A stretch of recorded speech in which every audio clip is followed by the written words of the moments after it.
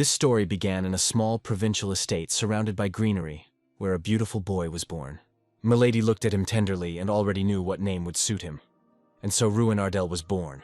Milady hoped that he would become the light of this world. But the boy did not stand out in any way from childhood.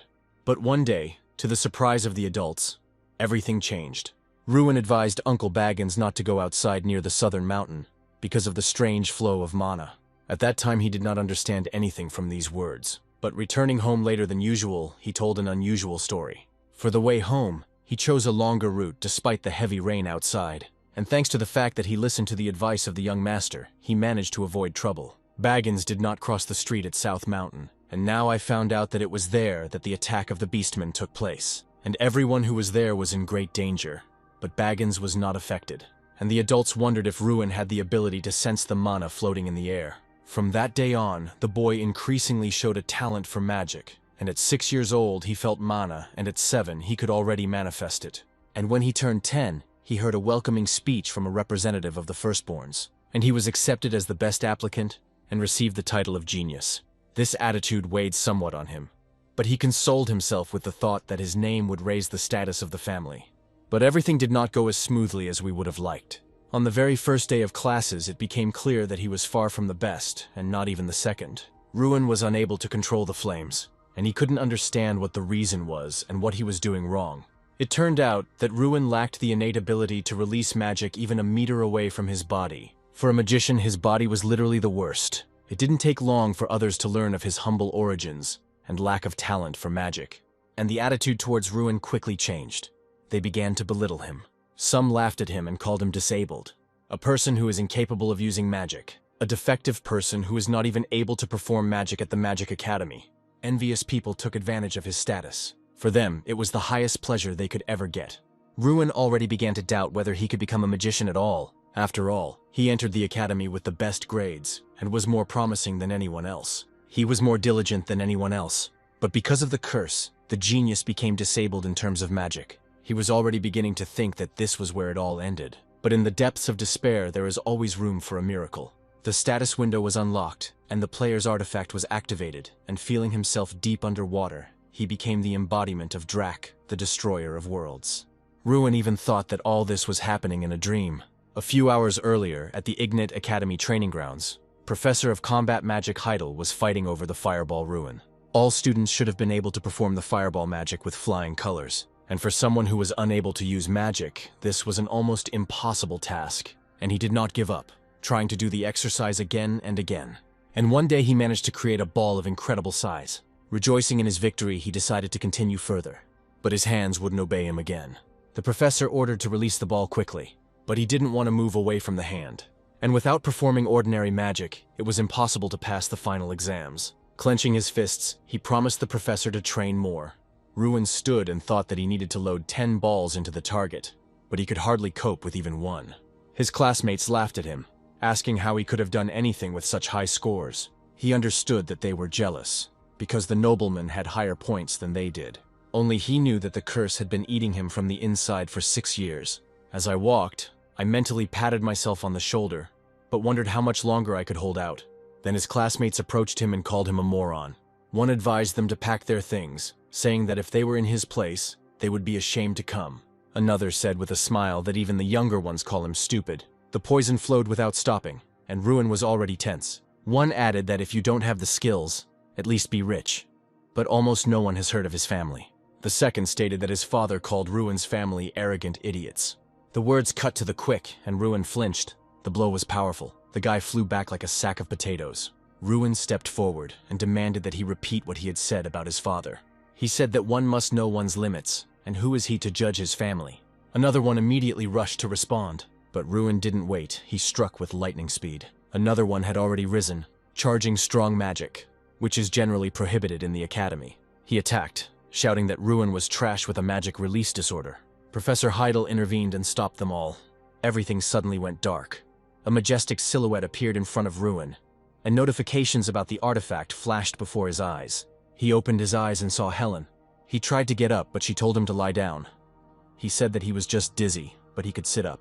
Lying there, he remembered the figure in the darkness, not understanding where it came from. Helen was glad that things weren't that bad. and he asked if he was okay. She replied that she needed to check more, but he looked too good to have been struck by lightning. She was surprised that there wasn't a scratch on him, but he was sweating. He looked at his hand and wondered why it was intact. The professor entered, and Helen left, telling him not to hide it if it got worse. Heidel asked how he felt. He looked gloomy and said that the incident had prompted a council meeting.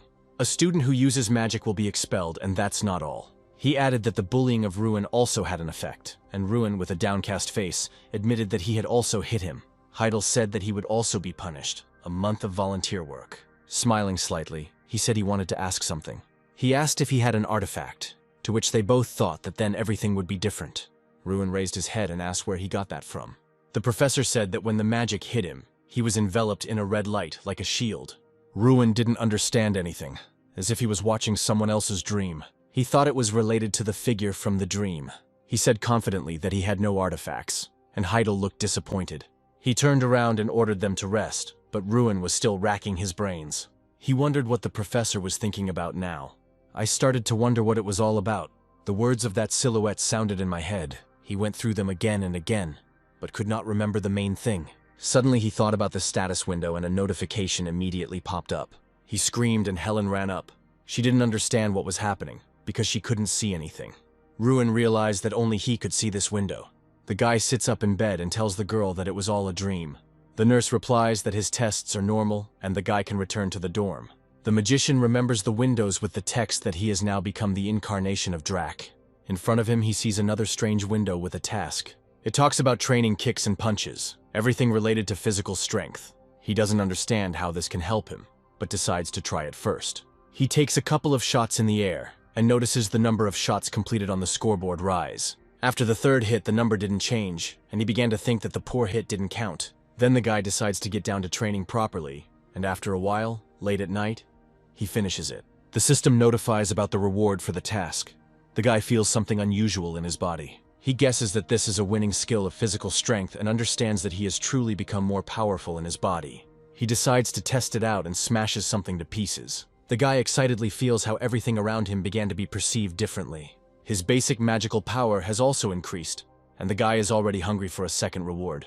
The system then tells him that his mana circles will be replaced by power circles. He understands that now, instead of mana, he will be fueled by physical strength.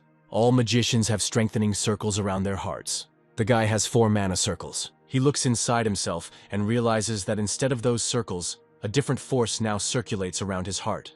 The guy doesn't understand what this means and what will happen to him now. He even suggests that he will have to forget about life as a magician. However, he pulls himself together in time and decides to test the new energy in action. The magician summons a fireball and it instantly envelops him. Seeing the power and size of the ball, the guy understands the true power of the artifact. The guy talks about how magic is usually released within 10 seconds, but it turned out that it is possible to do this much faster through internal strength. He gets a message about how he will now replenish his energy and thinks about Draca.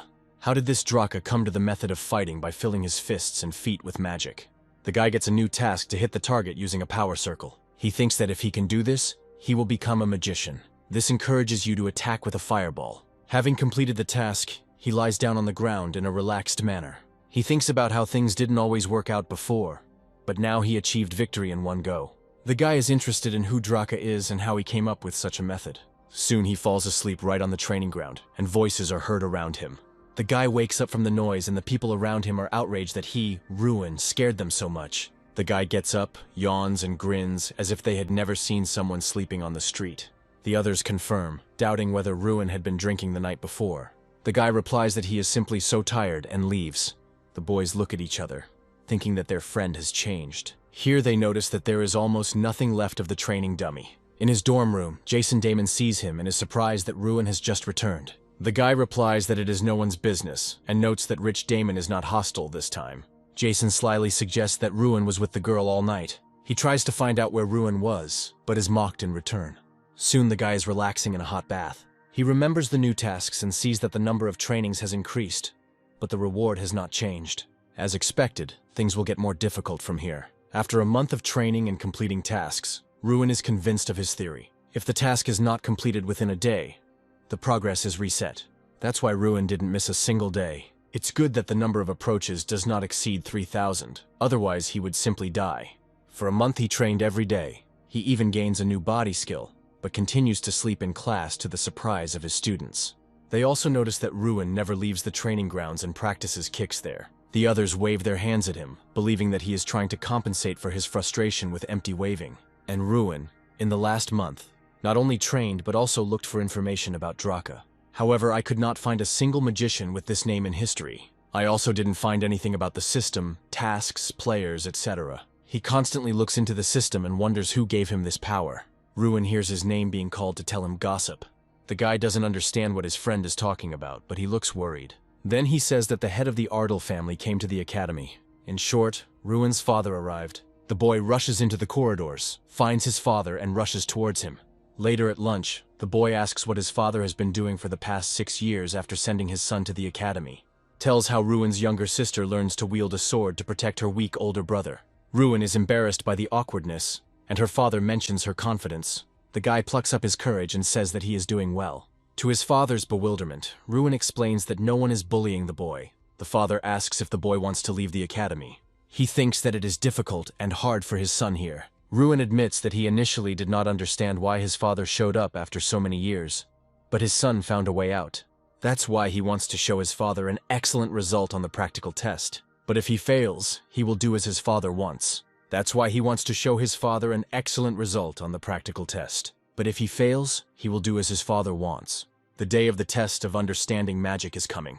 There is a written part and 4 practical parts. Due to the disorder of releasing magic, Ruin always passed the theory with flying colors, but failed the practical. But today, everything will be different, and he will defeat the invincible Mikkel. After theory and a couple of days of preparation, it was time for practice. Damon approaches Ruin and asks about the plan of action. The guy nods, and Damon is glad that he found a new way. Mikkel approaches his friends and mocks Ruin for planning to take part in the practice. Ruin replies that everything is correct, to which he receives a chuckle. Mikkel wants to give advice to someone who has failed his internship 6 times. Give up instead of going out and embarrassing yourself. Ruin says that this time the advice is useless. Mikkel is not far behind, and is convinced that a person with a magical disorder will never be able to pass the internship. He is irritated by his overconfidence, and promises to deal with Ruin one-on-one in combat. The first test is a multiple target shooting test. The goal here is to determine how many times the future MGA can hit a target at once. This year the stage is complicated by the fact that the targets are moving. In this regard, the indicator was terrible. The judges watch the stage, disappointed that such a minor complication has lowered the quality of the students. Mikkel's uncle speaks up, saying that his nephew will perform now and will not disappoint. Mikkel wonders what his opponent has planned. The blonde comes out and is going to show the difference between him and Ruin. The spectators are jubilant and predict that Mikkel will take first place for hitting so many targets. The judges are discussing that this is indeed a worthy heir. One man says that Mikkel will be the Academy's representative at the festival this year. The old head of the Academy, Tyrion Ignat, stops Professor Ellick's admiration. He says this is enough time to see results. Professor Heidel suggests waiting for Ruin to speak, and the chief is surprised that he is still studying here. Viewers credit Ruin for his persistence. The guy enters the arena, excited about the opportunity to show his full strength. The leader gives the command to begin, and Ruin releases columns of fire from the fireballs in his hands. The judges were shocked by the speed with which he summoned the elements. The audience begins to cheer, and Mikkel irritably tells them about Ruin's illness, and that he has not yet attacked any targets. Ruin uses time distortion and movement acceleration. The new time refraction skill allows him to move abnormally fast for 30 seconds. In other words, he's like a typhoon now. Both the judges and the audience are shocked and a little scared. The students excitedly discuss how the boy summoned magic into his hands and was able to destroy 27 targets. The head of the academy stands up and congratulates Ruin, praising him for his incredible performance. Afterwards, all the students join in, and Mikkel is furious and doesn't understand how he managed it. Ruin looks around at the people. There is a standing ovation that hasn't happened in 6 years. He realizes that he has always wanted to feel this approval and delight. Ellick nervously says that he has never seen such techniques and doubts that they are related to magic. The professor disagrees with him and says that the good thing about magic is its infinity. If everything goes as expected, then magic will turn into mathematics. Ellick wants to object about Ruin, but the leader believes that he saw a magical miracle in the student. He also sees that other professors do not support him. Ellick curses Ruin silently. At the dorm, Ruin is greeted joyfully by Damon, who says that the Archmage is in the building. Many students surround Ruin and ask him how he did that trick on the exam. Ruin is uncomfortable with being an outcast for so many years and shouts to Jason that he will go forward. The guy leaves and thinks that he liked being alone, and some people still find him a thorn in their side. Ruin enters his room and sees Mikkel there, who has unlawfully entered someone else's room. The blonde tries to warn and threaten his opponent, but Ruin reminds him of the bitterness of losing to someone he had been defeating for 6 years. Mikkel angrily raises his hand at Ruin, but he easily intercepts it. He wonders with fear where his opponent gets so much strength from. Ruin replies that they both need to graduate, so let him fight one-on-one later, as he promised, and not now. Mikkel shouts in rage that Ruin doesn't even dare dream of competing with him. Ryun asks to wait and then everyone will see everything. Before leaving, Mikkel demands that he not fail before the battle with him. The blonde walks down the corridor, angrily thinking that Ruin will fail much earlier, already today. However, he doubts whether this guy is a magician. The second stage of practice begins, and everyone sees a giant statue. This is the enchanted ogre Kingram, who became a training ogre for the magicians, and it was necessary to attack and get an excellent result. Ruin asks Damon if this means aiming his best spell at the ogre. He nods, but warns that the ogre judges harshly, and if he gives 20, then it's time to rejoice. The first student launches a lightning storm at Kingram. The statue thunders that the 1-point mage had better get lost. She was still making fun of him, and Ruin thought that the student had done well, but it turned out that everything was not easy. The first one is replaced by the second student. She sarcastically tells him to look at her and throws an ice ball at the giant.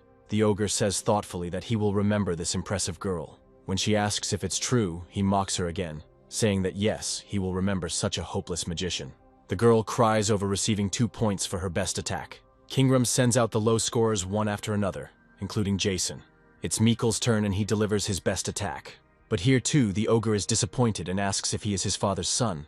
The blonde man shouts with hope that he is the proud third son, Mikkel Guerigil. But the ogre laughs, remembering that his father was a coward who begged for more points. He adds that his son has even less talent and gives him 27 points. The blonde guy yells at him that he's talking nonsense. The presenter demands that the blonde calm down and challenges Ruin to take the exam. The guy is nervous in front of the giant, but decides to give it a try. He politely greets the ogre and introduces himself. The statue is surprised that it sees him for the first time. The ogre orders to begin. The audience is shocked to see Ruin using 4th-class magic. The statue watches the guy's unusual stance with interest. Ruin flies into the air, attacking, and the audience can't believe that he was able to transfer magic from his hand to his leg. The rest whisper that this is not even the 4th but the 5th grade. They start to talk about Ruin's level, and he thinks that his spell should have worked. But Kingram's reaction is unclear. The statue is clearly confused about what happened and who is in front of him. Ruin repeats his name sheepishly, but the statue calls him Draka. Kingram thunders that he was waiting for him, considering him to be Drak. Ruin wonders if Kingram has some information about Draka. The guy asks if the ogre knows Drak, and he replies that he does. Then Ruin asks to tell more about him. Ogre becomes interested in the fact that he met the incarnation of Drak right here, at the academy. The ogre asks the guy to repeat his name, and he again introduces himself as Ruin Ardell. The statue rumbles that it will remember him. The host sheepishly asks what Ardell's score is, but the statue replies that he will tell him in private. She adds that the magic of Ruin cannot be estimated. The presenter tries to remind the man that the statue must evaluate all the students, but the giant shuts the man up. He shouts that he has been evaluating mediocrity for many years, and no one dares to remind him of the rules. However, in order to get them to leave him alone, he decides to give an assessment. To Ruin's shock, he offers him a choice of 0 or 100 points. Of course, the guy chooses 100 and everyone starts discussing it heatedly. Ruin is back in the spotlight. Professor Heidel appears, having heard rumors of the first case of 100 points, and he wants to reward Ruin. He hands the student a scroll. Ruin reads and asks with confusion what kind of artifact room this is. Heidel beckons him to show her. They descend into a dungeon that many did not know about, and entry to which was always prohibited. Ruin wonders why he was brought here then. They approach the entrance to the artifact room. The professor says that he can't go any further. Ruin must go on alone, and Heidel promises to wait outside. Unaware, Ruin goes inside to see his reward. He goes into some kind of storage room with glass display cases. There are a lot of legendary items here, most likely from the warehouse of Archmage Freud Ignite. Suddenly a voice booms from behind, making Ruin look lost. Kingram appears in front of him, hinting that the guy does not realize his worth. With all this, it turns out that the ogre is no longer a stone statue, but alive. Kingram reveals that this is the only place where he can be in his true form. Ruin asks what they meant when they spoke of his value. Kingram responds that Ruin does not understand his own value, despite using the same artifact as the player. Ruin is shocked that Kingram knows about the player. When asked where Ruin got the artifact from, he replies that he himself asks himself this question, and asks who Draca is. Kingram replies that Draca is a being who wanted to become a god. One day Draca came to the tribe to which Kingram belonged. Draca looked unsightly. However, his strength was so monstrous that no one from the tribe could resist him. The ogres respected him. Draca lived with them and became part of their tribe. For nearly 100 years, Draca trained Kingram, the future leader of the tribe. Ruin is confused. He does not understand how a person can live so long. The ogre, with glowing eyes, replies that Draca was not a man. Draca's true form was the black dragon Dracagonia. Ruin is surprised that dragons actually existed, asking if it is true. Ruin learns that the tales that magic came from dragons were actually true. Kingram says that Draca himself could not use magic, so he created his own way of fighting using his limbs, just like Ruin. Ruin realizes that Draca was probably treated the same way as he was. Kingram says that the ability that Draca created was demonstrated to him by Ruin. With the help of this magic, Draca became the most powerful being in the world. However, this power was not enough for him. Ruin learns that Draca destroyed the entire world because of his power. Ruin gets an achievement for learning Draca's story and for befriending the ogre.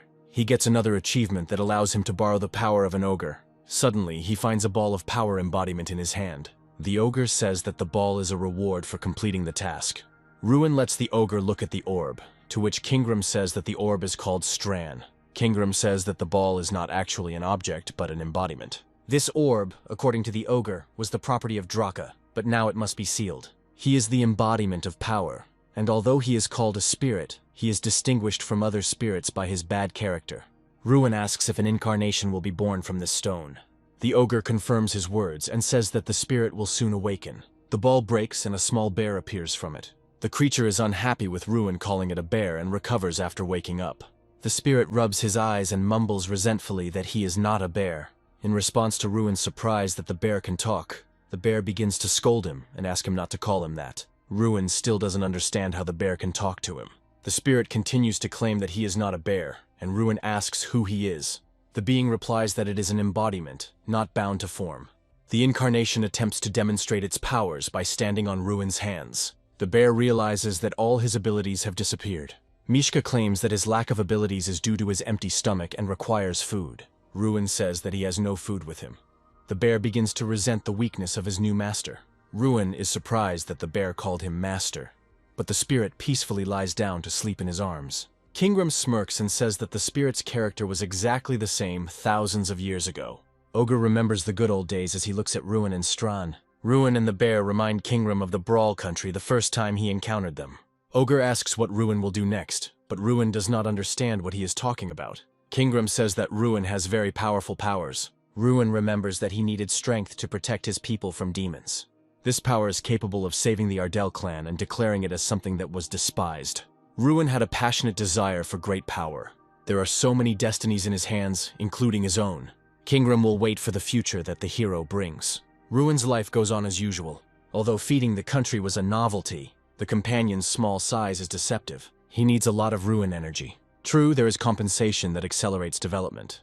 The bonus will increase with each level. The hero has just begun to improve, but already feels progress. He wants to develop even more intensively. Strana has a secret to quickly gain strength. Ruin is ready to extract this knowledge. The harder the path, the more seasoned the fighter. Also, don't forget about weapons and equipment. Suddenly, the bear cub interrupts his speech. It turns out that Ruin has not yet reached the required level. Now the guy is really at the beginning of his journey. He placed emphasis on physical training. The third stage has arrived, the real fight. Mages must be as precise as snipers. Otherwise, they will get into trouble with their own people. Jason's overconfidence led to failure. Each student was matched with monsters based on their abilities. The intrigue lies in who will be nominated today. The ground shakes beneath their feet, terrifying the students. What came out to them was not a monster, but a real pile of muscles. This is an orc, the embodiment of cruelty. Students panic, the test could be deadly. Professor Heidel remains cool. The orc is ready to kill everyone. Only a clear mind and skillful magic will help students. However, the monster doesn't care about any conventions. Even Heidel did not expect such a turn of events. A deathly terror gripped Mikkel's body. Another moment, and the death of the ward would have been inevitable. Mikkel hasn't yet fully grasped what real combat is. Another failure for Garrick Hill. Is the head of the academy satisfied with how the exam is being conducted? The manager gets a clear hint that it's Ruin's turn soon. The student received a perfect score from Kingram. The hero clearly stands out from the rest. However, the academy has no other monsters. Professor Elec is ready to use his influence. The knights delivered not only the orcs, but also one ogre. Threat to Ruin's health and life, that's what Elec wants. For him, the young man is an upstart, nothing more. Ruin didn't expect a catch. Yahello decided to warn him. Since he is stronger, the opponent must be correspondingly stronger. The hero grasped the professor's message on the fly. Ruin was taken aback, because the enemy would not be an orc, but an ogre. The comrade only became more excited by this news. The giant is ready to sweep away everything and everyone in his path. The blonde is not yet experienced. He doesn't realize that this is not an orc. The mentor carried out the order to bring the monster. Although ogres resemble orcs, the former are much more powerful. The knight still doesn't believe what's happening. The man is well aware of the mortal risk of the test. He decides to go into a fight that could be his last. The knight met the gaze of the experimental student. He is perplexed as to how a young man could be put against an ogre. The elder does not believe in the boy at all, preparing to defend him. He calls out to Ruin not to go forward. It is not the fighter's plan to put the student forward. The guy insists on his position. His magic is very different from the usual. The man is concerned about protecting the life of his ward. Ruin understands the complexity of the situation, but the young man knows nothing of fear. The professor is next to the group. He demands that they get ready. With a snap of his fingers, the test begins. The knight was taken aback at first, and then tried to call out to the hero. He sees in front of him the back of a madman rushing forward. Ruin used fireball magic in close combat. Everyone was shocked that a ranged fighter had gone into hand-to-hand combat. Ruin survived, which greatly surprised the knight. The fighter should have been warned about the bold plan. If the elders had known about the hero's intentions, they simply would not have let him go forward. Ruin interrupts the dialogue. The test is not over yet. Now the knight is convinced of Ruin's power, but he does not intend to risk it. It is better for the student to stay away. Ruin wants to finish what he started. The ogre is not defeated, still standing on his feet. The monster is 5 times larger than an ordinary human. Ruin understands the language of the ogres. The monster asks for release. If he manages to defeat this creature, he will receive a 3-day reward. This is not the time to be afraid and hide behind other people's backs. Ruin needs to get ahead of everyone. The ogre went from requests to threats. He intends to kill the impudent guy. The monster aimed at the man's head, but he escaped. To find the enemy's weak point, Ruin refracted time. For the rest, it became rapid. The student rushed towards the ogre and hit him in the stomach. The students watched the deadly battle in horror. The monster is not going to surrender to the mercy of people. He tried to counterattack by swinging his left fist. The giant took advantage of the moment, grabbed and threw back the attacker. He did not hesitate and went on the attack against the man. Ruin managed to avoid the blow at the last moment. Before the giant could turn around, Ruin launched a counterattack. The blow was so strong that it sent the monster flying headfirst into the floor. The hero landed on the enemy's chest and intended to finish the fight. The ogre is amazed by the man's strength. Suddenly he realized that his opponent understood his speech. However, it's too late. Ruin uses the Ogre Fury skill. The partner liked the battle and the hero's abilities. Students are shocked by their classmates' victory without any outside help. There is no limit to their jubilation. The knight is interested in who taught Ruin to fight. He doesn't believe in the guy's independence. Ruin asked the professor to announce the results. Even the scientist did not fully expect the event to be a success. The ward did not give any reason to interfere, exceeding expectations. Loud applause filled the arena as Ruin passed. As a reward, I received the skill of seeing the nature of everything. Now the hero has become a real player, but now he is interested in a new ability. The bear cub explains that hidden enemies will now be revealed. That's not all. A mini-map with a 500-meter view is also available. The companion says the surprises don't end there. He suggests using the new skill on the defeated ogre right away. A panel with details appears in front of Ruin. Information about Yahello is hidden. Only the status is visible. Those who are much stronger than the player do not allow information about themselves to be seen. Only pumping will open up new possibilities. The news about the amazing fighter spread throughout the academy. Jason's friend has become the subject of increased attention. Suddenly, a girl approached Ruin from behind. She was not alone. A whole trio intended to feed the local star. The puzzled hero offered food to Jason. In response, he received a tirade about how this was disrespectful to girls. The player's eye allowed him to see the blonde's great potential. Another promising student was Mikkel. The hero decided to motivate his comrade to be more diligent. The classmate did not expect such care. It's not worth spending so much time on regular games yet. Jason has one question bothering him. Is it true that this is the same Ruin in front of him? whom he has known for 6 years? Sometimes it is difficult for the hero himself to believe it. There are more and more rumors that the youngster will displace Mikkel. Ruin abruptly interrupted the conversation and suggested going inside. The comrade latched onto this topic, trying to extract details. There is a great festival coming up this year. Once every 8 years, an Olympiad is held among the best academies. The prizes include huge amounts of money and special privileges. 31 participants represent each establishment. Only one is selected for individual competitions. Mikkel and Ruin are considered the main candidates. Jason stands up for his friend, remembering how the other contender spoke. At the table, they discuss the former participants of the tournament, who led the academy to defeat. At the moment, the academy is considered weak and unable to stand up to others. The only way to get rid of the stigma of a weak academy is to send Ruin there. Ruin says it's too early to tell until the exam is over. Participants in the festival are selected based on the results of exams and recommendations from professors. There's stage 4 ahead, a one-on-one fight with Mikkel. Ruin needs to focus on that. 4 days after completing the 3rd stage, Ruin continues training. He gets an achievement for completing the preparatory stage. His spirit suggests to start leveling up. The achievement of the repeatable task has advanced to the 2nd level. The difficulty of the repeatable task has doubled, and the reward for it has tripled. The bear uses the power of flame while sitting on Ruin's shoulder. Ruin uses his incarnation to use flames and direct a strike into the ground. A man watches Ruin's training with caution. He concludes that Mikkel's victory over Ruin is unlikely. The man realizes that Mikkel's place in the festival and the fame of the Geragil family as the strongest in the academy are at risk. Strand increased his strength, which strengthened his master as well. The bear became bigger, and at the same time, Ruin's strength increased to 1,200. Strand smiles smugly and declares that this is just the beginning. Ruin, standing on the training field, receives a repeating task to improve his physical strength. He had already seen all the tasks from this mission, everything except the training in real combat. Strand asks if Ruin remembers that when they first met, he pointed out that he could take any form. It turns out that Mishka can now change his shape, but with limitations for now. The spirit says that upon reaching the 5th rank, it will be able to transform into a human. Mishka wants to show what he can turn into right now. The bear begins to transform into one of its forms. After the transformation, Strange turns into a scarecrow. Ruin is confused, and the bear is unhappy with his reaction to his transformation. Strand warns Ruin not to look down on him, as this is how he started training with Drac. It turns out that Strand played the role of a dummy or assistant in completing tasks. Training in real combat involves training on a scarecrow. The country level now corresponds to the power level of a 3rd-class mage. However, after the full power of the incarnation is restored, everything will become possible. Strand will be able to turn into a demon or even a dragon. Ruin suggests starting training right here and now. He wants Strand to use the power of a 3rd-level mage. With the help of magic, a magic wand appears in the bear's hand. The bear explains that even if the magic touches Ruin, it will not harm him. Strand doesn't take damage from attacks, and Ruin realizes that the bear is the perfect partner for battles. The bear aims his staff at Ruin and releases fire magic. Ruin joins the fight, thinking that Mikkel is currently training too.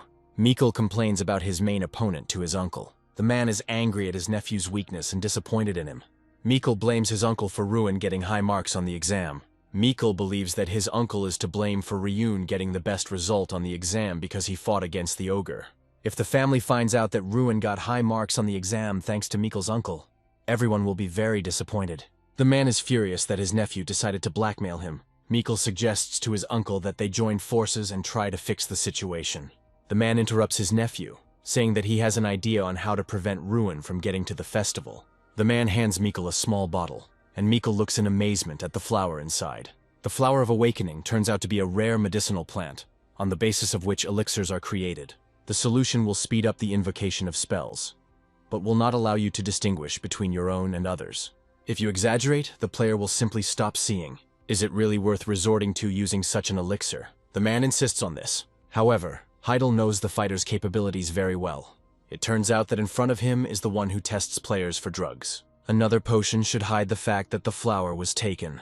The Gerachil family is willing to do anything to remain among the elite. Mikkel is worried. He's afraid of being expelled from the family. The final day of one-on-one fighting has arrived.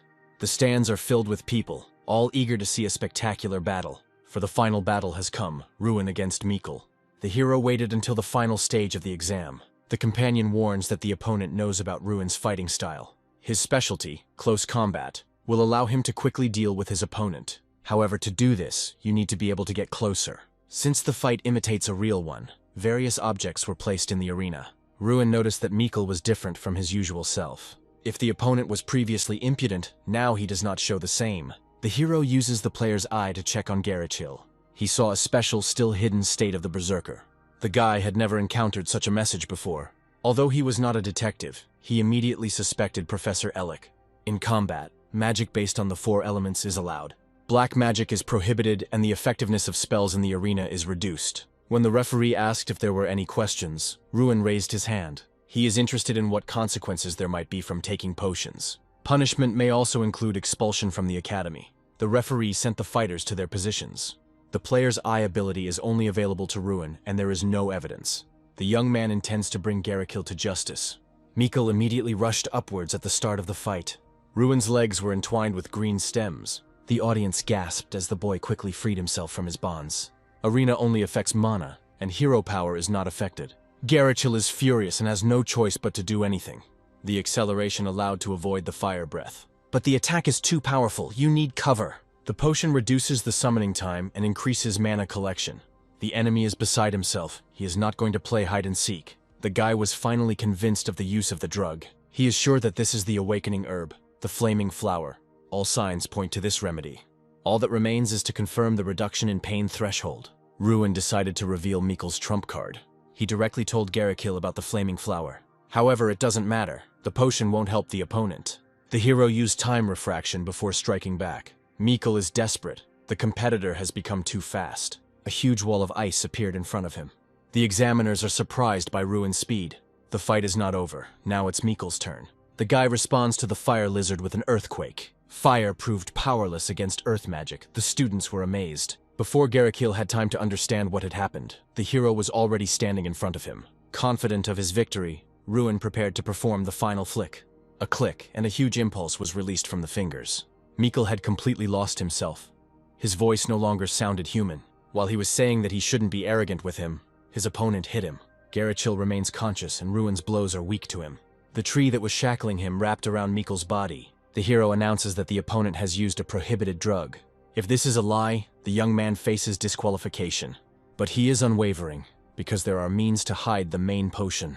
The inspector may also turn a blind eye to the violation. Ruin began to explain that someone could get hold of a rare plant. This same person is responsible for testing players. Professor Ellick is Mikkel's uncle. The teacher is not going to ignore these statements. He is furious that his honor could be questioned. Ruin does not go back on his words. He can prove their truth. Ellick suggested re-examining. However, the student realizes that a concealing solution has been used. Ruin has a solution to prove his case to others. He destroys a huge tree trunk. The student flicked Mikkel with the same force. Garachil could not remain conscious after something like that. The opponent continues to laugh madly despite his injuries. According to the hero, there is no point in denying the obvious. The head of the academy shouted out the professor's name in a loud voice.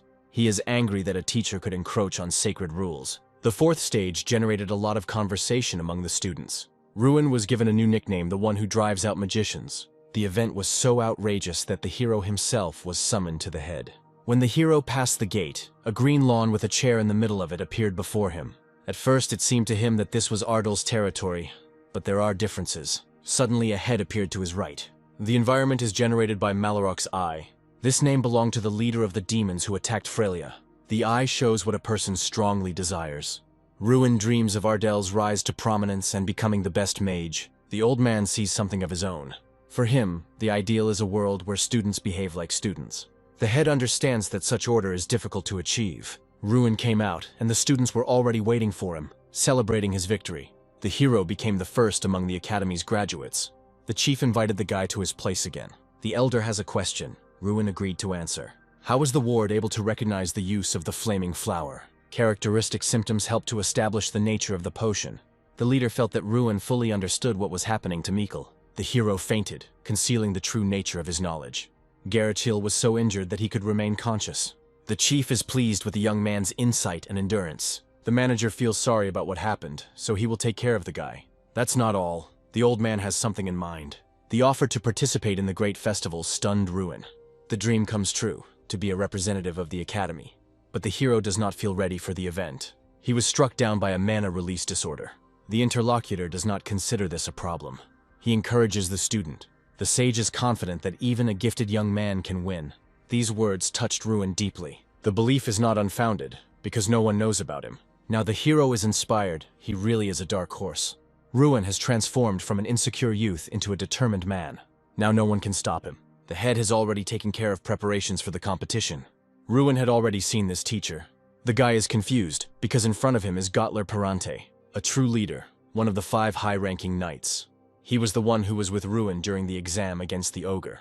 The hero did not expect to find himself under the tutelage of such a mentor. The knight knows about the young man's peculiarity. He was impressed by the attacks and the conduct of the battle. However, after the compliments, it was time to mention the shortcomings. Prepared opponents will read the maneuvers. Ruin has no martial arts skills, but the mentor is confident that the classes will greatly advance the student. He has no intention of delaying.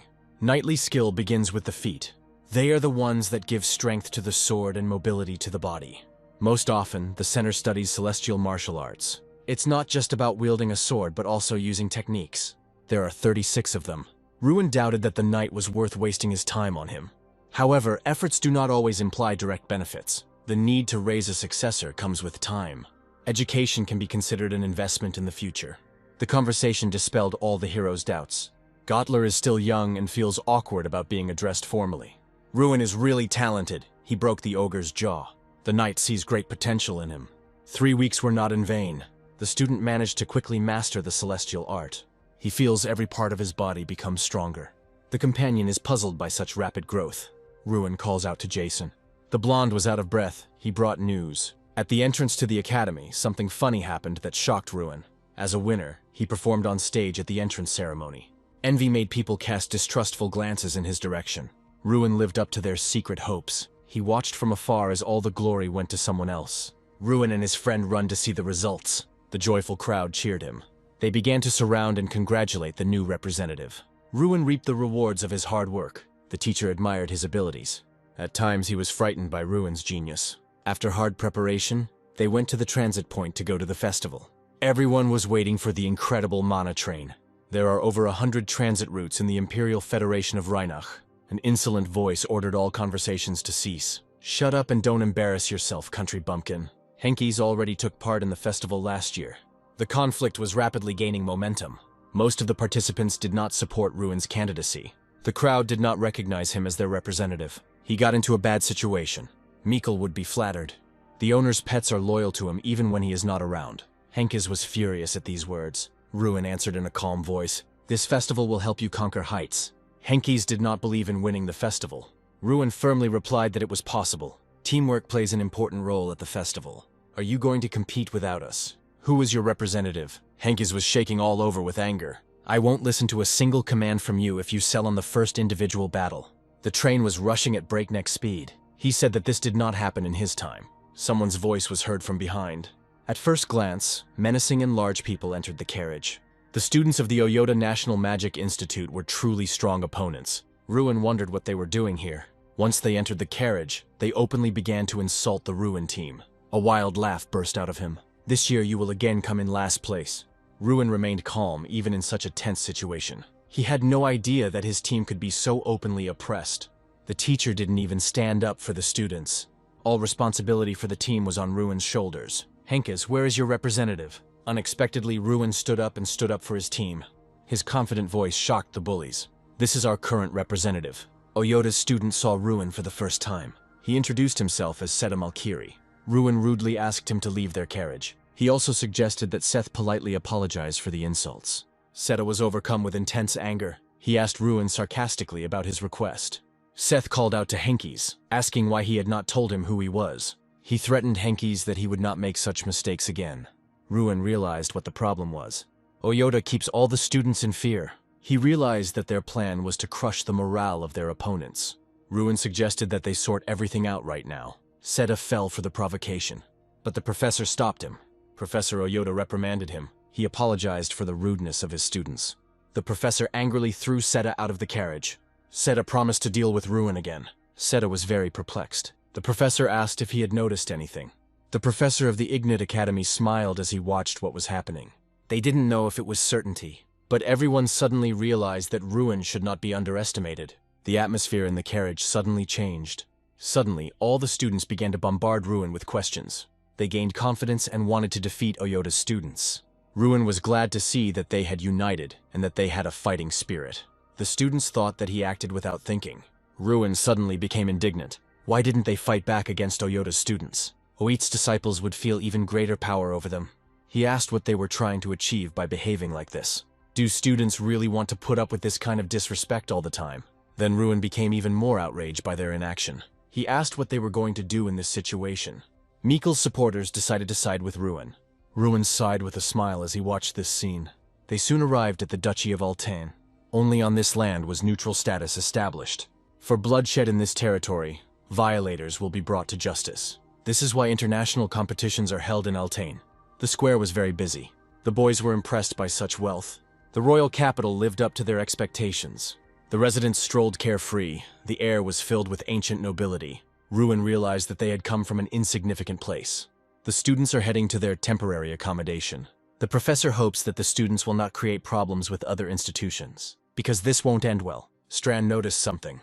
There was a strange smell coming from it. The dragon is in the dungeon.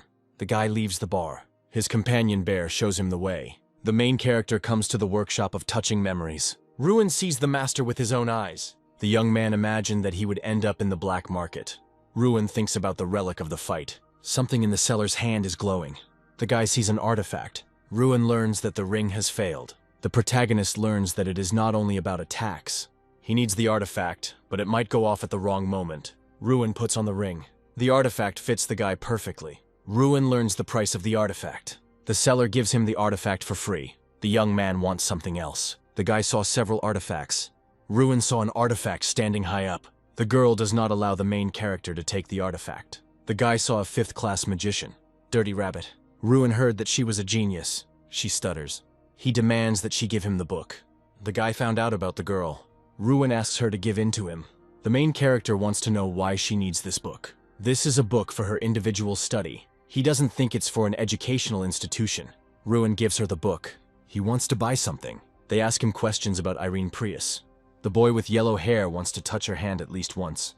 Ruin tells them that he sat next to her and how pathetic they are. They were surprised that he was sitting next to her. The protagonist says that she loses to Doom Prime, and his friends think that this is nonsense. He says this is not some kind of nonsense, and he is also the owner of a shining sword. Now Ruin understood why Irene needed that book. He thinks that the magic sword does not give a significant increase in magic. They talk about a magical sword and the domain of Doom Prime. The guy with yellow hair talks about his artifacts and skills. Ruin didn't think such people even existed. Irene Prius has mastered 5th grade magic at age 16, and she loses to Doom. He wonders if he will defeat them. Nobody considers him a threat. He is more than worthy of being a candidate for victory. They are told that the first team must assemble outside. They are going to the great festival. The opposing team is surprised that their opponent will be the weakest team. They stand there with a grin on their faces, thinking that they are in for an easy fight. Ruin looks at his opponents while his team members stand still with fear on their faces. He notices the anxiety of his comrades. The enemy team taunts the Ruin team. The taunts continue as Ruin stands with his back to them.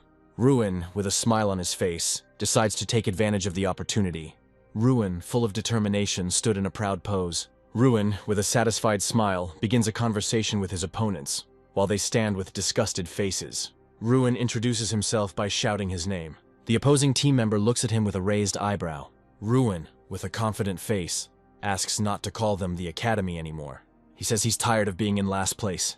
Team Ruin was already standing more confidently in front of the irritated enemy. The enemy shouts indignantly at Ruin. The shouting stopped, but the enemy representative was skeptical of Ruin's words. Ruin looks at his irritated opponent without fear. The enemy discusses Ruin. They are surprised by the changes in Ruin's results. The representative thoughtfully asked his comrade again. He remembers an old conversation about the Ruin. He exhaled calmly, reminding himself who his opponent was. Then he stood up, stretching his arms. With a wicked grin on his face, he said that he would teach the lesson in the traditional way. Team Ruin discusses the competition at the table. The golem chases people while they throw themselves at it. Ruin is surprised by his comrade's question.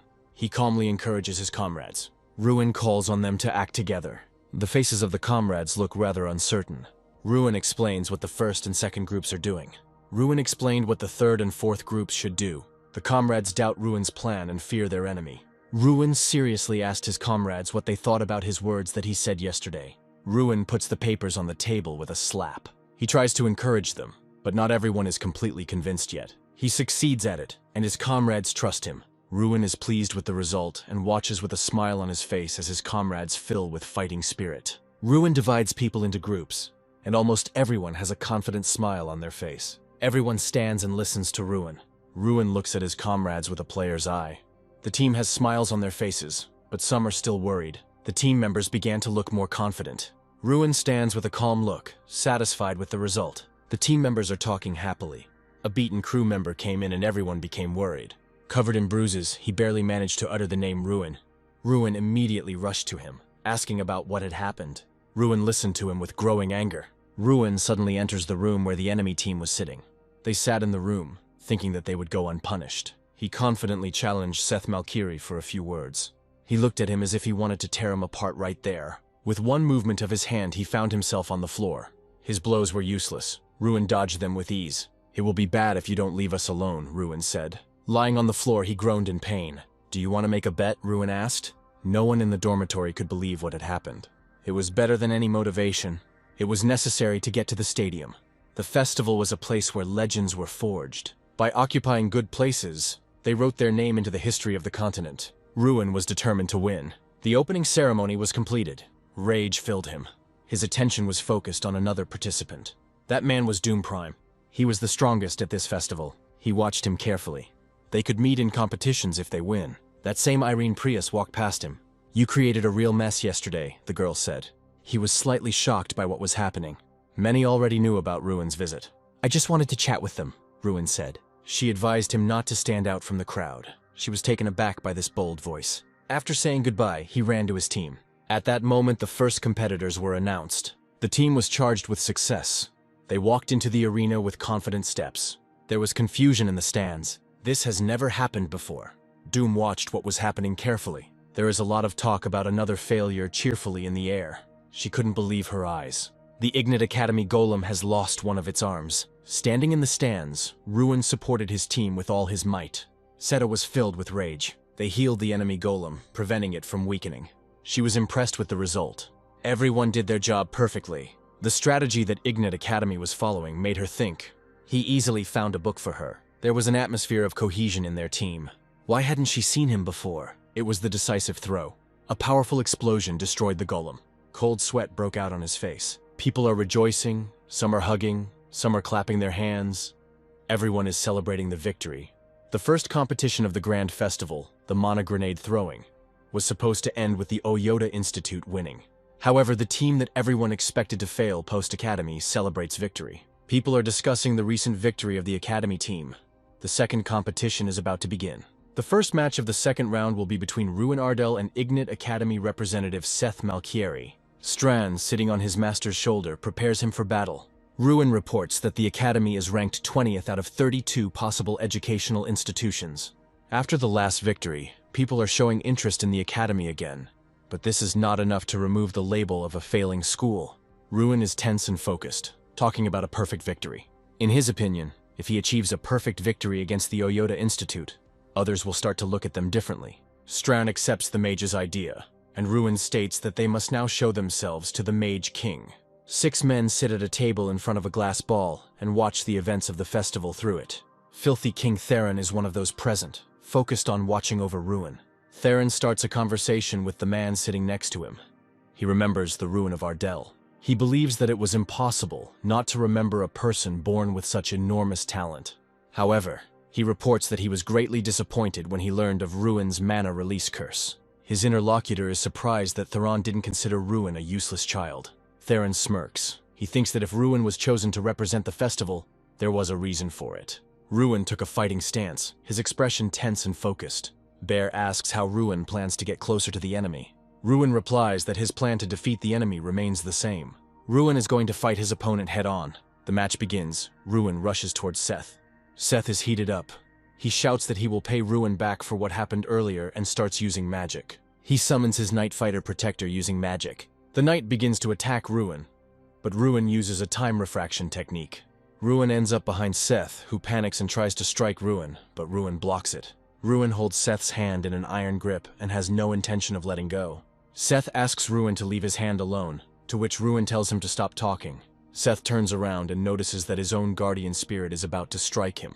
He realizes that by targeting Ruin behind his back, the guardian spirit is attacking him. Seth can't move, and Ruin watches his panic with a smirk and tells him to try to move away. Seth realizes that all this time, Ruin's power was real. The guy bows his head. He doesn't try to defend himself and accepts his defeat. However, when he opens his eyes, he sees Ruin fighting back the Night Defender with his magic. He can't believe that Ruin defeated his Steel Incarnation spirit with his bare hands. But Ruin makes it clear to Seth that he had no intention of saving him, as Seth was bullying his classmates. Ruin's plan was to deal with his rival himself. Ruin suddenly smiles and asks if Seth remembers their bet. Ruin raises his hand to flick him. Seth looks at him in disbelief, frightened. Click, and Seth is thrown back several meters by the force of Ruin's blow. The festival audience stood in shock for a second, but a moment later their confusion turned to jubilation. The people are discussing Ruin's brilliant victory. No one doubts his enormous power. At the same time, Ruin is closely watched by 6 men watching the battle through a glass ball. The man known as the Border King doesn't understand what happened and doesn't even know what kind of magic was used. He wonders who this Ruin Ardal is who appeared out of nowhere. The King of the Border demands to know everything that is known about the Ruin of Ardal at the moment.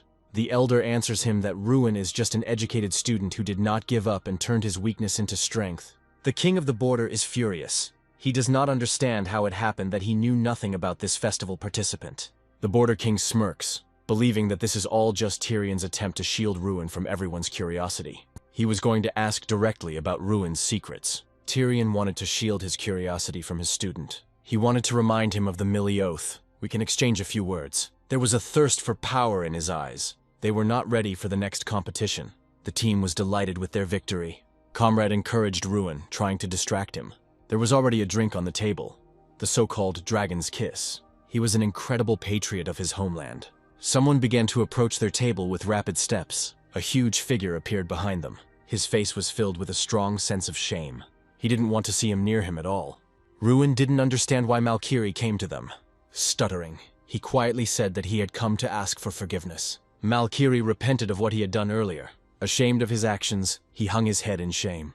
He began to understand that there were those who were stronger than him. They couldn't believe it. An awkward atmosphere hung in the air. Having asked for forgiveness once again, he chose to leave. Ruin asked him if he was apologizing sincerely or because of a bet. His words were sincere. Ruin extended his hand to him as a sign of reconciliation. A firm handshake meant the end of hostility. Joyful responses came from the room. Having forgotten all the grievances, they drank merrily. When Ruin woke up, he saw the guys leaning over him. Gradually, he began to come to his senses. The guys wanted to tell what happened last night. When he got drunk, he couldn't control himself. The boys were clutching their stomachs with laughter. Ruin was offended by his comrades because they laughed at him. In the future, you should stay away from drinking. Unexpectedly, he met Malkiri. Overnight, they became real friends. Because of everything that happened that night, Ruin was terribly embarrassed. Suddenly, the professor stopped him. You are always haunted by the problems of the ruins. Someone wanted to see him. He didn't understand who could need him. After these words, his face became worried. It was the treacherous King Theron. He is full of secrets. Be careful. People like him are dangerous. The exact time of the meeting will be known after the competition. The King of Magicians who watches over us. One more victory was needed. What does this plan mean? His plan was truly incredible. Instead of a ball, there was an arrow. 9 participants were divided into groups. The game required a clear strategy. You need to know when and where to cast spells. There are also many aspects to consider. From the very first moments of the game, Ruin rushed forward. They desperately used defensive spells. He overcame all obstacles without difficulty. Malkiri happily supported his new friend. He must have gone completely crazy after yesterday's defeat. With one menacing look, he silenced them. He tucked his tail between his legs and wanted to say something. Ruin, the next generation mage, full of determination, Ruin stood enveloped in flames. They were all too strong. Ruin was stronger than everyone present. He was strong not only as a fighter. Ruin was a true leader. They were next. It was time to discuss strategy. They did everything they could to stop him. He ran straight towards them. By creating an ice wall, he wanted to end their defense. A rain of ice shards rained down on them. They began to flee. The arrow ball was in his strong hands. They should have stopped him. But there was nothing they could do. All attention was focused only on him. Taking advantage of the moment, they boldly scored an arrow-shaped ball into the enemy goal. The entire enemy line immediately collapsed. They admitted their defeat. They won a stunning victory. The team was delighted with another victory. The opposing team lost heart. At this rate, they could become the winners of the festival. The professor entered the room. The meeting time was set. The head of the academy met him at the entrance. Together with the leader, Ruin entered the room. The king sat in front of them. They were struck by his mana. Ruin knew who he was dealing with. He stood on the border between demigod and man. Having started the meal, Theron began a conversation. He had once had the chance to observe him. 5 years ago, he chose 11 children. Ruin was among the candidates at the time. From empty chatter, they got down to business. He wanted to know what was happening to him all this time. Ruin thought about the answer. He wants to know that he was not mistaken about it. Ruin could only say one thing. It's all about effort, Ruin said. This is why the head of the academy liked him. Recently, Ruin has been studying the art of the body. Theron couldn't believe it. He thought it was all about the secret artifact. The chief was forced to interrupt him. There were still many competitions ahead. Let's see if your efforts help. Watch, Ruin said mockingly. After these words, he stood up. He wanted to know how much he differs from others. Theron was stunned by such a bold answer. You thought I would swallow him alive. The next day they chatted pleasantly over a cup of tea. Were you able to satisfy him, the head asked. Ruin's answer was unsatisfactory to Theron. After yesterday's dinner, he called Ruin an impudent scoundrel. He was not afraid of him at all. An interesting young man, Theron said. He wanted those he raised to be at least a little interesting. The crowd chanted the name of the competitor entering the arena. What senseless support, he thought. This news shocked him. He could not answer that someone besides him was in the tower. Rage filled him. He televised some of the matches he participated in. He didn't see him as a rival. Filled with anger, he walked sullenly down the corridor. Out of anger, he hit the wall and stopped. He had one goal: to remove Ruin from his path. What were you talking about with the dirty king? Doom shouted angrily. He had been waiting for Ruin all this time. The conflict was gaining momentum. Ruin answered him calmly. Doom drew his sword, preparing to end Ruin. Ruin was ready to take the blow. He challenged outside the tournament. The Doom was ready to resolve this issue here and now. A little more and the fight is inevitable. He's definitely strong, Doom thought to himself. Nerves were strained to the limit. Suddenly, Doom's naked sword flashed. Someone's female voice forced him to stop this nonsense. A female figure appeared. It was Irene Prius. All three of them were here for a reason. Irene's appearance calmed them down. Doom turned around and chose to leave. Doom's behavior was very strange for Ruin. This situation was an exception to the rule. Theron had a strong effect on him. A conversation started between them. Her look confused him. Did you really want to fight him? She asked. Doom didn't want to fight seriously either, Ruin said. There was a cheerful atmosphere, despite the fact that a fight could have started here a couple of minutes ago. Ruin was completely lost in his thoughts. He was confident in his abilities. What she heard made the girl feel at ease. Someone's quick footsteps could be heard in the corridor. Doom kept his eyes on him. Tired and exhausted, he lay on the table. Now Ruin was encouraging his comrades. These successes are simply a miracle for us. In any case, we are no longer at the bottom of the list, Ruin said. Who wants a coconut vanilla drink? Asked the man entering. They cheerfully discussed the upcoming competition while drinking drinks. He had to stay on top at all costs. These were the strongest participants in the competition. It was with them that Ruin had to fight. It was a so-called man-made island. Everything could change very quickly. Get ready, Ruin asked again, puzzled. Other participants formed alliances. It was an effective tactic. He couldn't move alone. Ruin wondered who he should form an alliance with. Irene was the first person who came to his mind. He was deep in thought. Suddenly, Seth burst into the room. His face immediately changed. That hour, they all ran out into the street together. He had no doubt of his loyalty. Where are we going? Seth asked as he ran. There was a crowd of other participants standing near the house. He couldn't believe they were coming to her. Gathering his courage, he approached the door. He was incredibly nervous, thinking that he would be fighting alongside Irene. It's as if you're going to confess your feelings to her, Ruin said as he entered the house. The blonde Irene stood at the entrance. Let's start studying the plan, the girl said. The three of them worked hard to strategize. The largest alliance consisted of 14 people. It was Mali and Malkin from the Holy School of Magic Frelia. Their main weapons were holy magic and light magic. Seta was deep in thought. Doom was the main competitor in this competition. Everything will depend on him. Before the start of the competition, a briefing was held. The competition participants were dropped off on an island. There was a tense atmosphere on the island. Seth peered into the distance, trying to make out the island. He decided to act alone, Ruin said. Together they entered the protective barrier. Each time it will become smaller and smaller.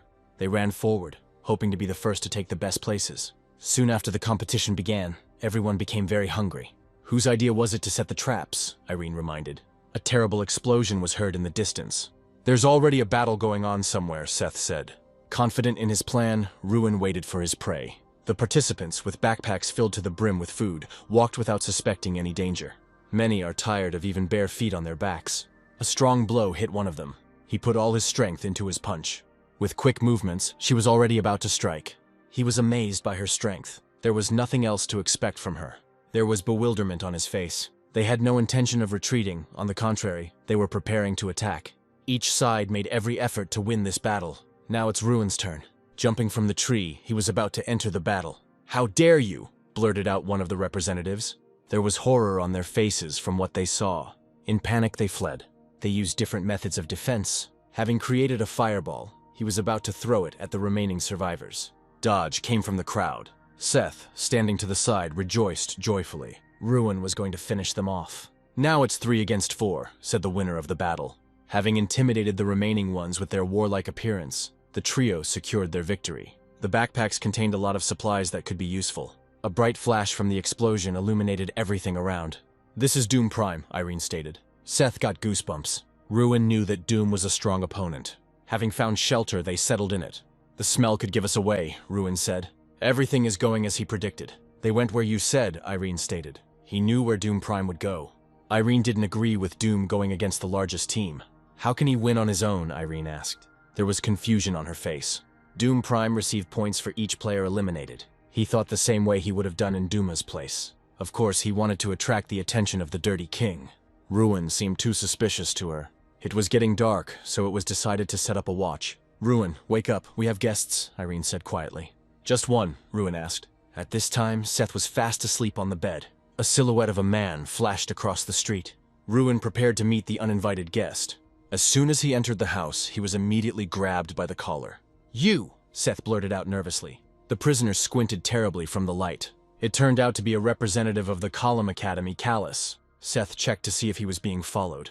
When asked where your team is, the prisoner said, "Doom Prime." Suddenly, Doom Prime attacked them. A group of 6 people moved confidently into the depths of the island. Suddenly, Doom attacks them. He was only able to eliminate one. The rest went on the defensive.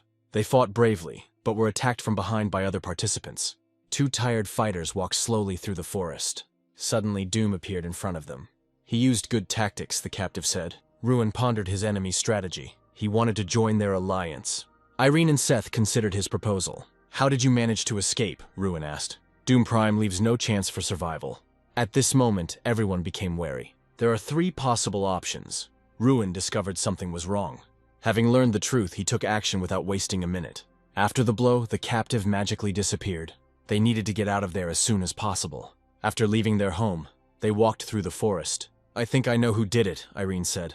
"Chkurki excels at creating puppets. They were surrounded by enemies on all sides. Other teams will also declare a hunt for us," Ruin said. "The safe zone became smaller and smaller each time. We need to catch a pirate, muttered Ruin. A brilliant idea came into his head. "They fell for my puppet," Chkurki chuckled. He couldn't believe that his puppet had been exposed. He seemed to have no doubts. "It was just a train station, and that's all," Chkurki declared. Dalian began to think about how to get rid of his opponents. All 3 were problematic opponents. He was going to direct all his fighting power against them. "We'll be there soon," Dalian said encouragingly. Suddenly a fight began not far from them. Deciding that Ruin must be there, they headed towards the sounds of battle without a moment's hesitation. They raced at full speed to make it in time for the points division. They were trapped. Dalian aimed his arrow at them. "This isn't Ruin," Dalian said with fear. They watched what was happening from a tree. The plan worked 100%. "We must go there," Ruin stated confidently. Descending rapidly, they brought terror to the fighters. Dalian's team suffered losses. Full of determination, they were ready to fight. "I understand this is a temporary alliance," Seth said. Even when they united, there were fewer of them. Someone rushed past them like a bolt of fire. There could only be one. He dealt with his opponents in cold blood. They found his actions strange. His tactics were quite good. They fought to the last of their strength, but were still forced to flee. They needed to make their move. The battle was gaining momentum. Ruin's menacing appearance terrified his opponents. A violent tremor shook the earth. "I intend to end you myself," Doom declared. His eyes were seething with malice. Having said everything he wanted, he quickly walked away from the battlefield. There was an air of apprehension in the organizer's room. "Wasn't it he who said that 11 chosen children were better?" Theron said. To defeat Doom meant to win the battle. As always, he trained in the morning. There were only 2 of them left. He finally completed the task after a long time. When she woke up, she went out to see him on the street. There was freshly prepared food on the table. After a hard workout, he entered the house. A conversation started between them. These words excited him a little. Sitting at the table, they drank delicious tea. "Your approach to magic is unusual," Irene said. "Once they are integrated into society, they live in symbiosis." There were several options for paths for magicians. They had a warm conversation over a cup of tea. He didn't even think about his future. Up until this point, he was the last student in school, so there was no time to think about it. "I think a couple of ideas should come," Ruin said. "What about you?" Ruin asked. "Irene, you must become a great magician," they told her constantly. "I would like to fight Doom Prime," the girl stated decisively. Her eyes were full of determination. She was always second to him. "So be it," Ruin declared. She nodded her head cheerfully at him. They glanced briefly into the dark depths of the forest. They began to develop a new plan. The most daring ideas poured out. "We may be in danger because of the barrier." Everyone thought about their next strategy. Ruin was completely lost in thought. Suddenly, a stunning idea came into Ruin's head. He began to let his comrades in on his plan. They didn't fully understand him. He wanted to eliminate the main enemy, Doom Prime. He was always on the alert. "It cannot be ignored," Ruin said. "But where to look for him?" asked Irene. "He will take care of it." After the conversation, he immediately set out after him. Looking at the mini-map, he tried to find it. Soon he came to a lonely house. Shouting with all his might, he tried to lure Doom out into the street. A bright flash illuminated everything around. Two sworn enemies looked at each other. He brought Dooma to them. Doom didn't understand why he was brought here. "I won't be the opponent," Ruin declared. Irene Prius had to fight him one-on-one. "If you lose, the Dirty King will be disappointed," Doom said. Gathering her courage, she began the battle. "That girl is insanely strong, but she always comes in second." She couldn't let him in on the details of her dream. After the victory, her life was supposed to change dramatically. There was a powerful explosion that shook the earth. There wasn't a scratch on him. They stood to the side and just watched. A counterattack followed immediately. At that moment, Ruin appeared and saved her. He made a promise that she would fight, but that she would be eliminated. That was not what they agreed on. Ruin could not lose a valuable comrade. He challenged Doom to a fight. Doom had no doubt in his powers. Harsh remarks were thrown at him, so Seth was furious. This is where everything was supposed to be decided. He had to win for his team. There was confidence and determination in his eyes. Doom was the first to attack. Having dodged the blow, he wanted to attack back. He was unable to dodge the second, more powerful blow. Wounded, he was not going to give up. Every movement caused him pain. He was a real swordsman-magician. He dodged blow after blow. He had never had to fight such a strong opponent. He dealt with them without the slightest effort. Doom continued to strike blow after blow. His Ana was hurting terribly. He was not going to give up even when he was mortally tired. He was going to end it. He used all his strength for this blow. The force of the blow knocked them off their feet. He hid behind a rock to avoid being eliminated. Gritting his teeth, he bandaged the wound. His gaze fell on the ring. He expected more from Ruin. Ruin decided to give him a last fight on this island. "You are certainly strong," said Ruin. "He can't just give up." Many believed in him. He was ready to be determined to defeat him. Doom didn't expect this from him. The conflict was gaining momentum again. At this time, it was as if he got a second wind. Doom rushed at him, intending to trample him into dust. And now he is approaching. Two sworn enemies stood face to face. Something had badly injured his collarbone. Ruin dealt a heavy blow to Doom. He intended to eliminate him from these competitions. Now all the superiority was on Ruin's side. He swung to deliver the finishing blow. He was able to eliminate Doom Prime, the strongest player. Seth was very scared by what happened. He was going to apologize to Irene for interfering in their fight. She interrupted him, saying that she should apologize. Irene put the whole team in danger. She bowed her head in apology. Because of him, she was unable to achieve her goal. "Forget it, my purpose is gone," Irene said. "You are now my target," the girl declared. "It won't be any easier with me," Ruin chuckled. Now she wanted to surpass only him. Dalian and Cherky fought bravely, but were no match for them. Their team became a real weapon of destruction. Both were eliminated. Now there were only 3 of them. He wasn't going to give in. "Let's fight another time," Irene said. He understood perfectly well that after the previous battle she was very exhausted. "I won't give in to you either," said Seth. He prepared to fight him. Ruin, with one movement of his hand, made Seth disappear. Joyful exclamations burst from the lips of his comrades every now and then. They raised their mugs to their representative. Someone's voice made him turn around. They couldn't miss Ruin's congratulations. She addressed him as you, which was funny to Ruin. Everyone behaved as before. Doom has dropped below Ruin due to its relatively low survival points. The other candidates were also below him. Victory no longer seemed like just a dream. He couldn't believe he was sitting at the same table with her. The abundance of attention made her nervous. Shocked by defeat, he stood near his closet. Tired, he lowered his head. His sword was broken, as was his belief in his invincibility. He was unable to prevent his defeat. He was worried about what the Dirty King would think of him. The Dirty King wasn't looking for me, Duma asked unexpectedly. He wanted to be alone.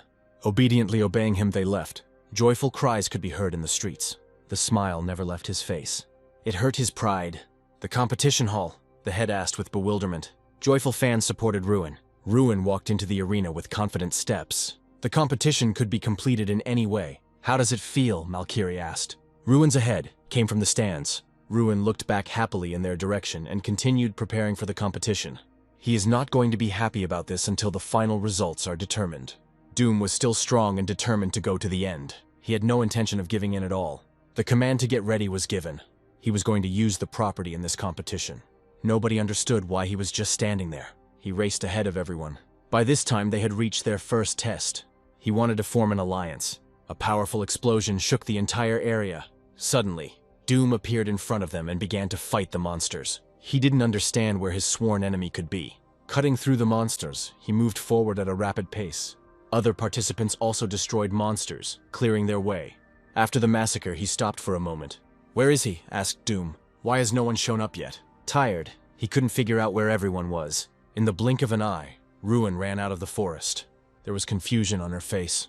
Having defeated all the stragglers, he was ready for new battles. The stands were filled with more and more new guesses. After thinking it over carefully, he came up with a cunning plan. They were taken aback by this trick. Ruin dodges the blow while simultaneously thinking over his battle strategy. He rushes forward with great speed, not wanting to give his opponents a chance to attack him. Ruin knocks back multiple enemies in different directions. His opponents don't understand what's happening, and Ruin himself has stopped counting the number of those defeated. He catches up with Seth from behind, which surprises Seth greatly.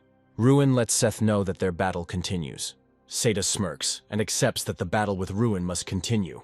Ruin goes on the attack and knocks Seda off the knight he was riding on, damaging him. The blonde girl is surprised and asks Ruin if he really defeated all the opponents. Ruin suggests that some of the defeated rivals will want to return to the race. But for now, Ruin is the only one left in the race. Ruin's opponent is furious. He claims that this time he will defeat Ruin. The enemy wants to start a battle using swords, but there are still those nearby who can interfere with them. He summons the spirit and rushes away, saying that their battle is yet to come. The man's ally asks him if he really intends to force his way forward. He is warned that there is a trap zone ahead, but Doom jumps straight there. The trap zone is a castle that was once used to protect treasures. In this area, you can get fatal wounds, so the best tactic for passing it is to disarm the traps. However, disarming the traps can take too much time. That's why Ruin wants to use Drax's method, which is to destroy the castle wall. But the castle walls are too thick to try to destroy them. This is why Ruin is focused on destroying the dilapidated areas of the castle. He studies the castle walls with the player's eye and looks for their weak points. Ruin finds a wall that is susceptible to destruction and targets it. He approaches the wall and attempts to destroy it with a well-aimed blow. Irene and her friend, standing at a distance from Ruin, watch his actions with bewilderment. They are confused and don't understand why Ruin is trying to break through the wall with his bare hands. Irene's gaze shifts to the wall, paying closer attention to what Ruin is doing. Ruin uses his powers to destroy the dilapidated castle wall. Irene smirks and tells her comrade that this is exactly what she expected from Ruin. Ruin enters the castle through the hole he made. His rivals are trying to take advantage of the opening that has formed, but Ruin doesn't let them do this, sealing the wall behind him. He rushes forward. Now it's just him and Doom Prime competing. But having rounded the castle, around the corner he meets Doom, who has entered the trap area through the main entrance. The guy riding a horse overtakes Ruin and Stran. It's obvious that Doom Prime was in a hurry. There's an arrow sticking out of his shoulder. Ruin is amazed by Doom's will to win. Is he really that eager to defeat him? The guy is racing at full speed, but the time to summon his spirit horse is running out. After the horse's spirit disappears, Ruin quickly breaks ahead, and no one can overtake him in a run. Doom is furious, raising his hand to draw his sword from its sheath. The guy tries to reach Ruin with his sword, but he grabs him by the robe and drags him into the cliff. They both fall down, Ruin offering Doom to go through the last stage together, still holding him in his grip. There is a scream. Both guys fall into the water, but Ruin emerges first. Ruin is pleased that Doom did not use magic to get off the cliff and lose his advantage. Ruin tries to get out of the water, but turning around at the glow behind him, he sees Doom, ready to use his magic on him. The guy freezes the river with magic, and Ruin finds himself in the grip of ice. Doom climbs out of the river, summons the horse spirit again, and approaches Ruin. Doom looks at Ruin with a sneer, bids him farewell, and rushes forward. Ruin tries to free himself from the ice by concentrating magic in his hand. As he rode on his horse, he wondered how Ruin could drive him so fast. Doom kept looking back, realizing that they were approaching Altain Stadium. Ruin understood that there were no more obstacles in his path, and all he could do was run forward. Already in flight, holding his fist up to strike, Ruin offered Prime a rematch, to which he simply growled. Gritting his teeth, he grumbled that it was not in his current state. The spectators are perplexed. No one can understand who won and what is happening there. One shouted that someone was approaching through the gate. A horse appeared at a gallop in the gate. The onlookers in the stands were shocked, wondering where the horse came from and why there was no rider. And then the sharpest eye saw someone on the screen. Ruin stands over the fallen body of Doom Prime. Laughing at the defeated one, he realized that he had overdone it in passing the obstacles, and the other one was moving uncertainly. Here, Ruin remembered how Doom himself warned that one shouldn't think about this during the competition. The enemy is defeated. Ruin goes away. The results were announced, and he won and became the first. For him, this was the end of the competition. The stands rejoiced with happiness, shouted and admired him. This victory reminded him of how much he had suffered before, how others were happy and joyful, but not him. But now these encouraging cries were like balm to the soul. They watched the arriving guests from the window and wondered who they were. Ruin looked thoughtfully at the guests. And I understand that they are all here because of him. He was so bored he almost fell asleep. He wanted to go back to school. A beauty appeared before him, and it seemed to him that he knew her. The chair next to him was free, and Irene sat down. They began to pleasantly discuss why no one had spoken to him. Ruin assumed that he was dressed incorrectly, but she couldn't take her eyes off him. She coquettishly agreed. No one hid the fact that everyone had gathered to see Ruin. But what was more interesting was why no one had spoken to him. Irene assumed that someone had already laid eyes on him first. The strongest lord must speak to the winner first, so no one wants to speak to Ruin. The bearded man announced that the party was starting and all persons should follow him. All that remained in the room was a table set with delicacies, as if for an emperor. Everyone sitting at the table understood that all this was just a cover, and that there was an analysis of the weak game ahead.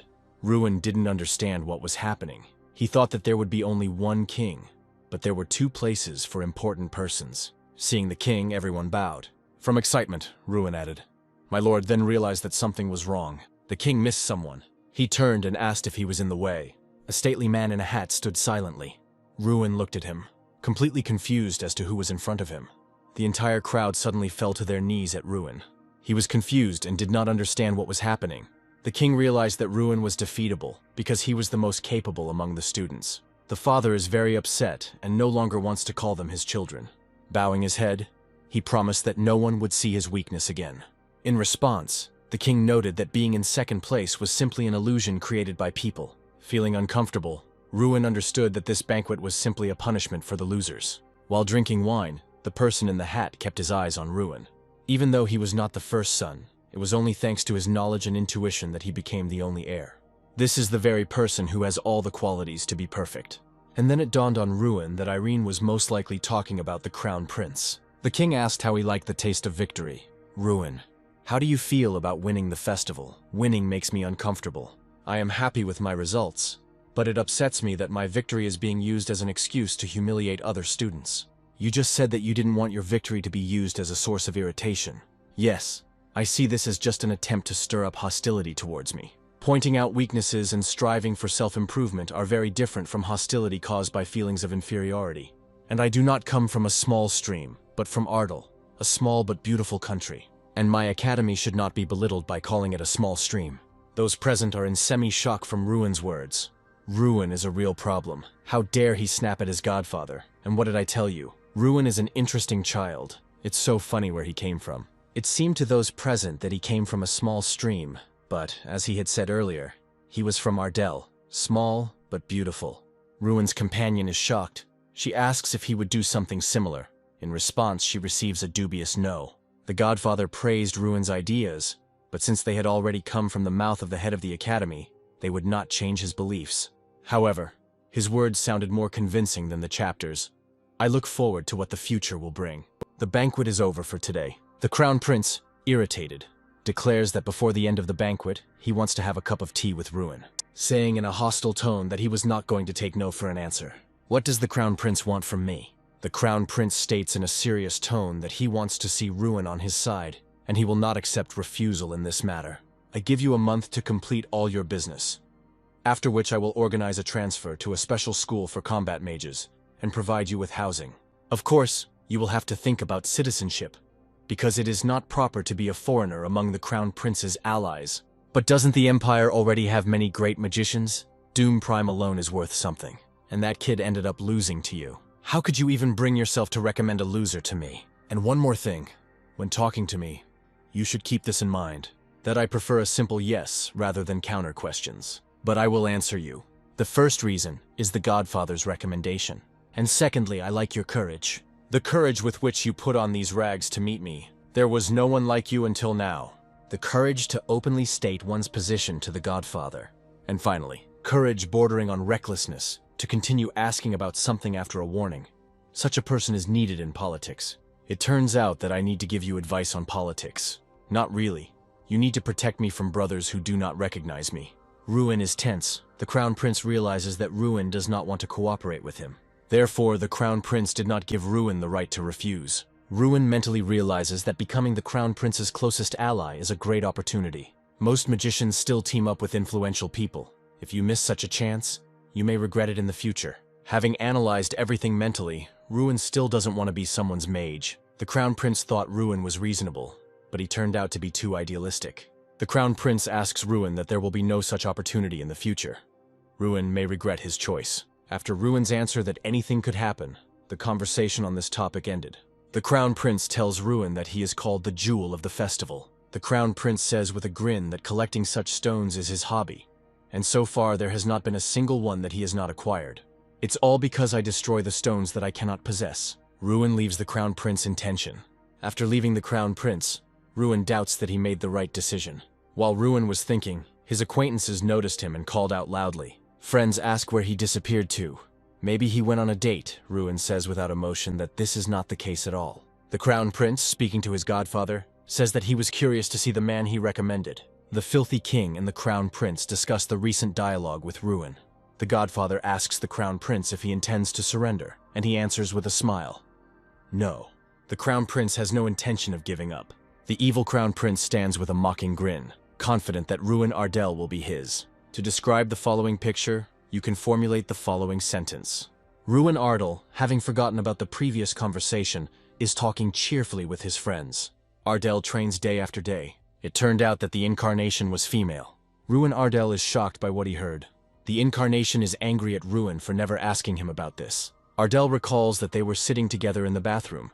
Ruin asks with a serious look that she has already seen everything. The incarnation admits. Ardell resigned himself and went, the incarnation running after him. Ruin sees off his friends. It seems it's time for him to go too. Ruin and his companions sit and wait. Ardell recalls that the escort asked him to address him as Street Cat. Even with the help of the player's eye, Ardell was unable to discern his characteristics. It seems he is at least on the same level as the professors of the academy. The alley cat briefly briefs Ruin Ardell on the plan of action. Ardell asks the Street Cat not to address him as you. The escort objects, and he continues to talk about the plan. In his story, he says that Ardell must choose an artifact. Ruin is at a loss. The guide tells that Ardell can leave without the artifact at all, because he must choose the item. Ardell comes up with a hypothesis that the artifact may have consciousness. The guide continued and said that Ardell would be assigned a mission. This will be a debut. Ardell selects a mission from the list. Something about this list caught Ardell's eye. Ruin Ardell and his escort arrived at the Crown Prince's residence. The attendant said he would wait at the door to the hall. And so, Ruin Ardell opens its doors. The Crown Prince stands right in front of him. Ruin Ardell received 10,000 gold prize money from the Crown Prince. Ardell leaves the Crown Prince, and he hurries to move on to the next point in his plan. The Tower Master is waiting for him. The Street Cat asks Ruin if he is finally going to take that mission. Ruin Ardell answers in the affirmative. Ardell at the Tower Master. The Tower Master greets him. The Master already knows that Ardell has chosen a difficult mission. He tells Ruin that he could have taken the mission easier. However, he prefers to go into the lifeless wasteland. Ruin consults with the Incarnation. The Incarnation offers Kingram's homeland as its first mission. This is the place where Draca lived for 100 years. Sky Mountain is a place where ancient ogres are rumored to live. However, no ogres live there anymore. It tells the story of a mountain where ogres once lived, but they all died in the Great War, except for the artifact of Kingdom. After the disappearance of the ogres, the area became a lifeless desert, and the search mission in that area was assigned the highest difficulty level. No scientist or magician has been able to unravel the mystery of the barrier that gave it the highest level. Ruin is interested in the mountain. The professor thinks that Ruin is interested in the hypothesis about this mountain. Ruin is tense. It turns out that the destroyer of worlds, the dragon, lived in those lands. Ruin does not reveal the real reason for his interest in the mountain. It turns out that the reason is not increased complexity, but a mystery.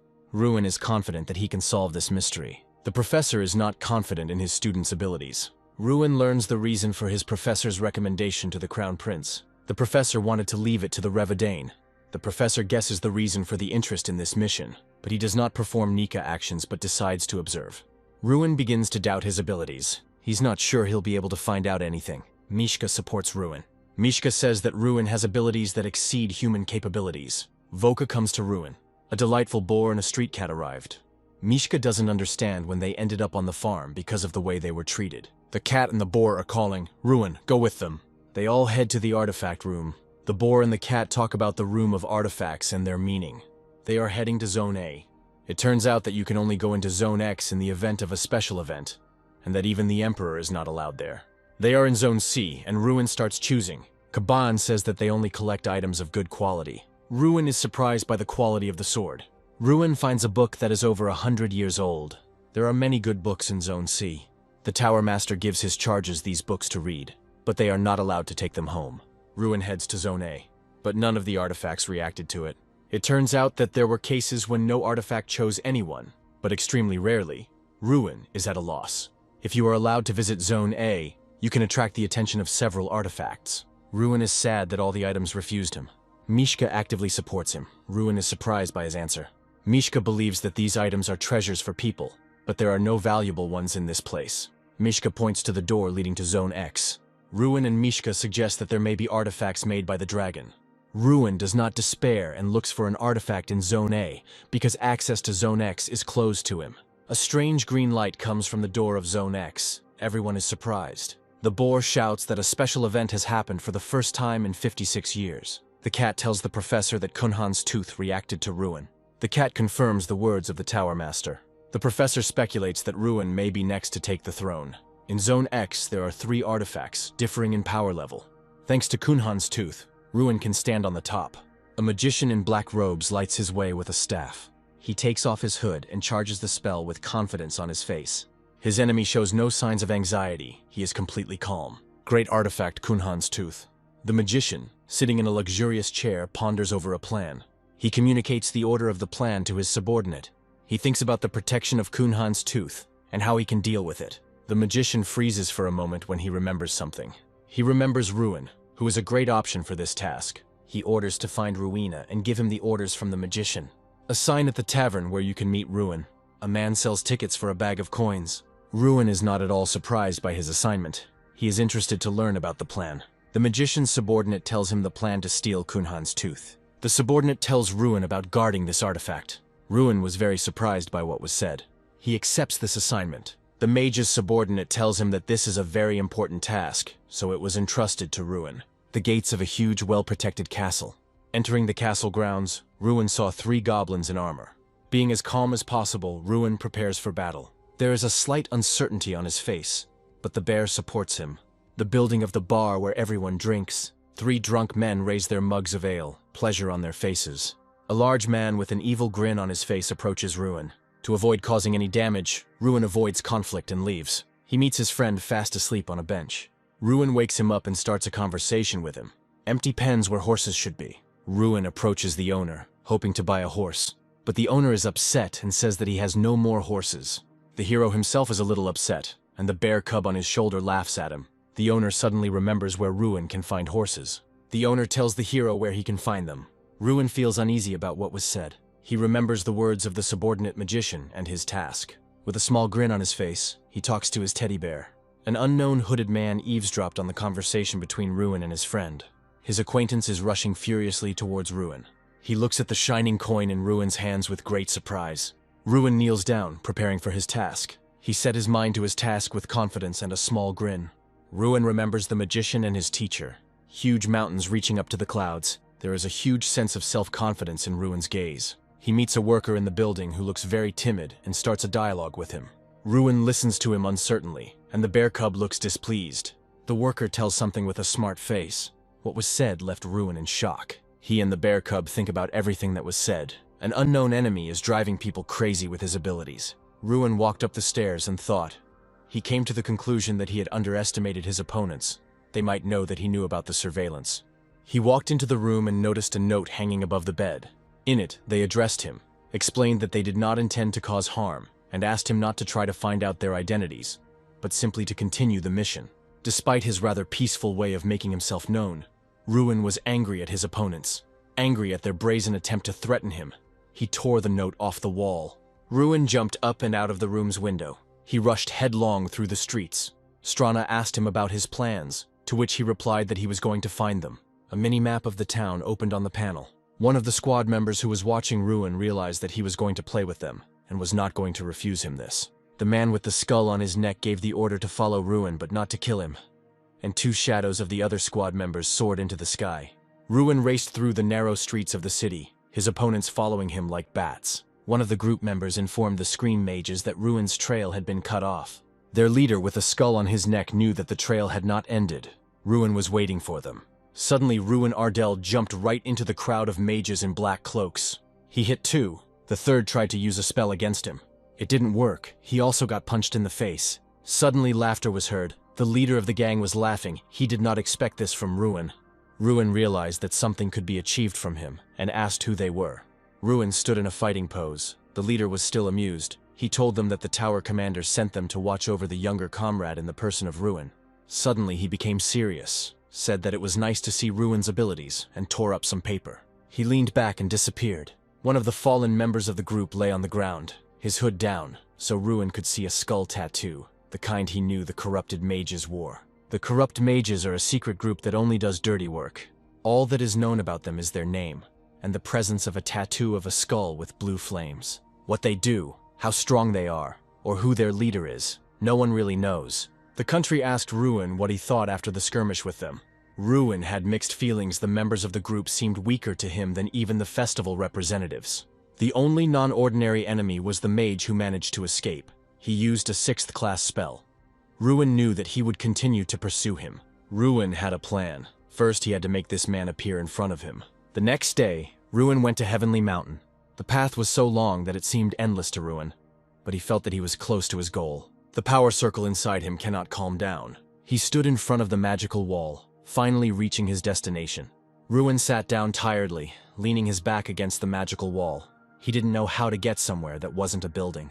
He tried to understand what the country's phrase meant about a mindset that was not like a human's, because that was the only way to pass the barrier. Ruin began to think that any person would think that the barrier should simply be destroyed, but it was impossible to destroy it in a human way.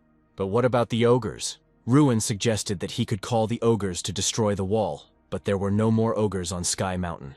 The country was glad that they had at least come to some kind of idea.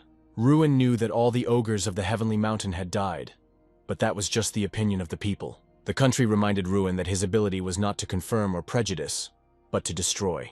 Ruin put his hand on the barrier and spoke to the one who was not visible. He said that he came to give the tooth of the leader Kunhan. He stood leaning against the wall and asked if anyone could hear him to open the door. Suddenly, a bright flash blinded Ruin. The entire time, he was being watched by the escaped gang member. He saw Ruin pass through the barrier and was amazed by it. He followed Ruin to the barrier, but it was already closed. Suddenly, Ruin's fist, which extended from behind the wall, hit the magician and he flew away from the barrier. This time, he won't be able to escape. Ruin cast a binding spell at him. The magician, bound by green tentacles of magic, lay on the ground. Ruin won the game. The magician fell into his trap.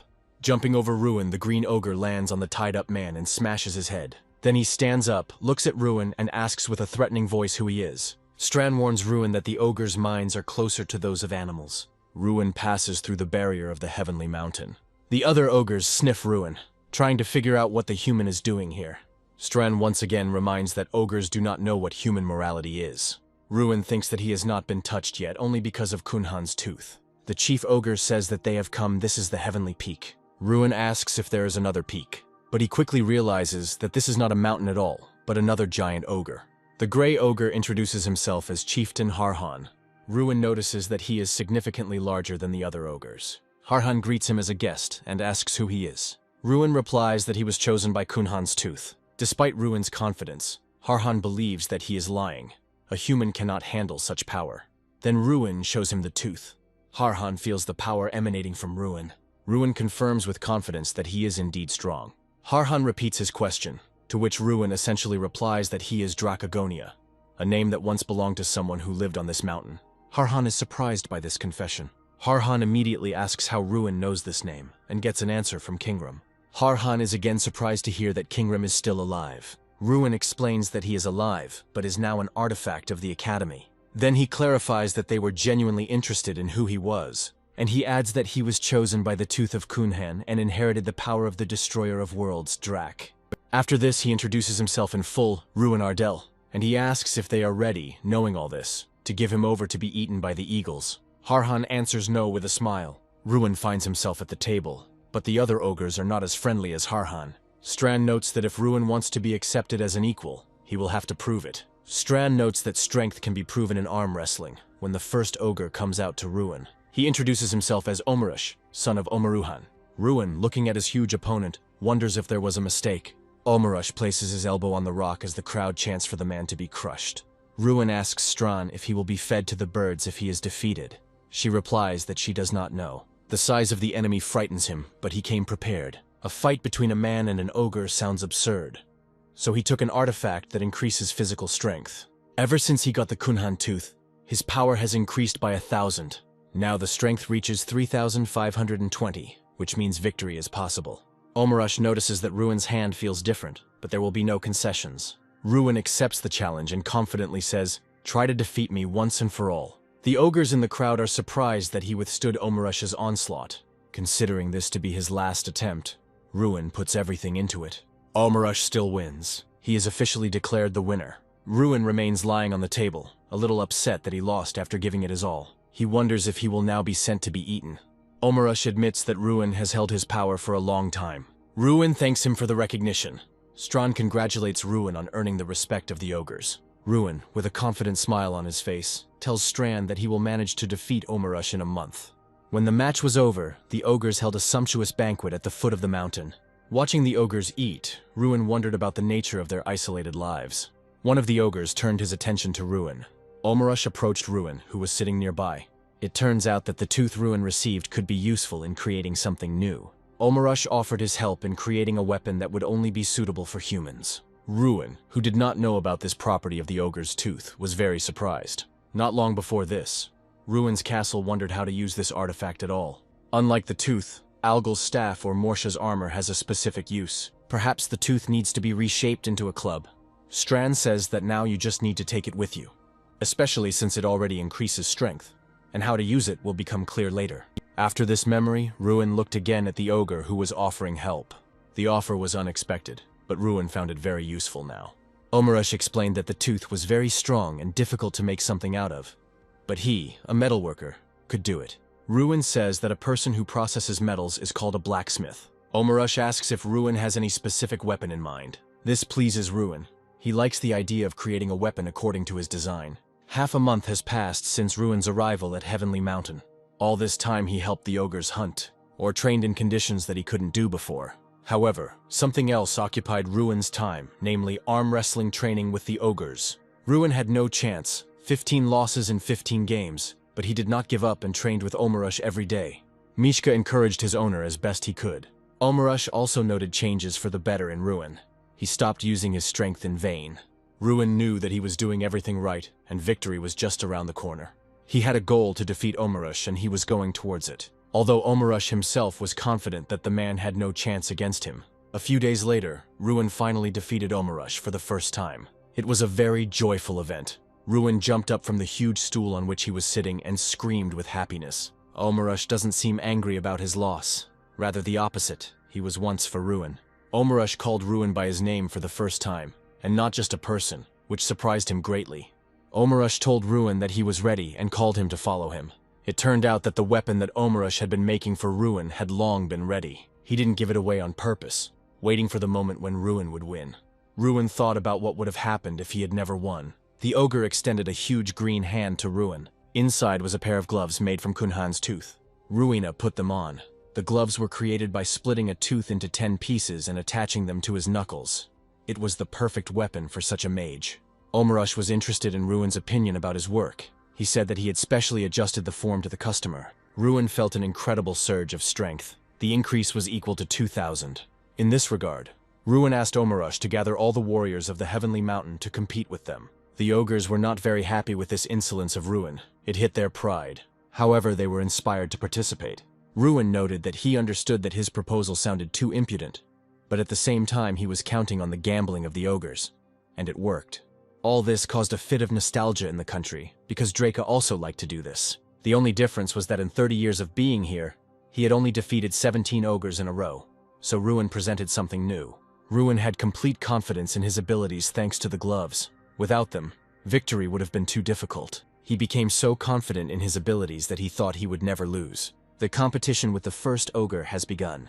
The first ogre was defeated without much effort, as were all the subsequent ones. Some time passed and it was time to say goodbye. Ruin needed to go to Revadane. The ogres, led by Omarush, thanked him for the wonderful memories they would have. Ruin extended his hand to Omarush, who was surprised that Ruin wanted to compete again, even despite the large number of victories. But Ruin did not challenge him, he wanted a handshake. Ruin explained that shaking hands is a human way of greeting each other, or more importantly, a gesture of seeing each other again.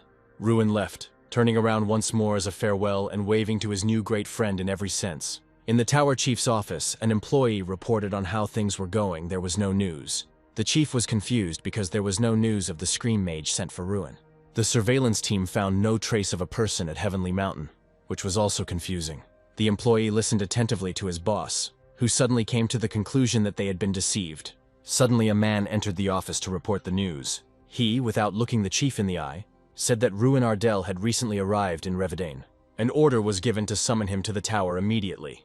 Ruin sat in the tower chief's office and told about his journey, while the listener sat, propping his head up with his hand, and not really believing the story, listened. Ruin reported that the barrier was too strong, and it was not possible to get through it, to which the tower commander chuckled incredulously. The tower chief directly admitted that Ruin was a bad liar, which surprised him. Somehow, the leader already knew that Ruin had become the magician chosen by Kunhan's tooth. It also coincided that the mission he chose concerned the search for the ogre's homeland. Ruin's mask was destroyed, and he asked without hesitation whether he was being followed. The tower's leader did not acknowledge the surveillance, but said that he was simply watching, fearing a rebellion against the tower. Ruin asks if everyone who goes against the will of the Mage King becomes an enemy of the tower and learns that most do. The tower leader stops the idle talk. He wants to know what Ruin saw on the Heavenly Mountain. With a mad look, he presses on, asking if the first ogres are still alive.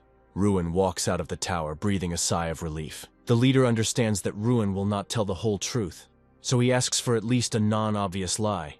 Even though he can look into his memories, Ruin knows that he won't do that, won't look into his thoughts. Pride will not allow the great king of magicians to stoop to such a level, especially with an ordinary student. The king is surprised by the audacity, and Ruin can hardly be called ordinary. No further questions were asked. Ruin's mission was supposedly a failure, and he was sent back to the academy. Ruin was pleased with himself, and the fact that his ploy to play on pride had worked as intended. Ruin knew he was walking on a knife edge. If the king had been even a little more reckless, he would have been caught. Both understood that this was not the end. The artifact had chosen Ruin, and this only meant an increase in his power, which the king clearly did not like. The king will be watching closely. But for now, Ruin and Strand could breathe a sigh of relief and quickly get away from the tower. Ruin had barely left the train when he was immediately congratulated on his victory at the festival. The academy students picked him up and began tossing him up, shouting congratulations.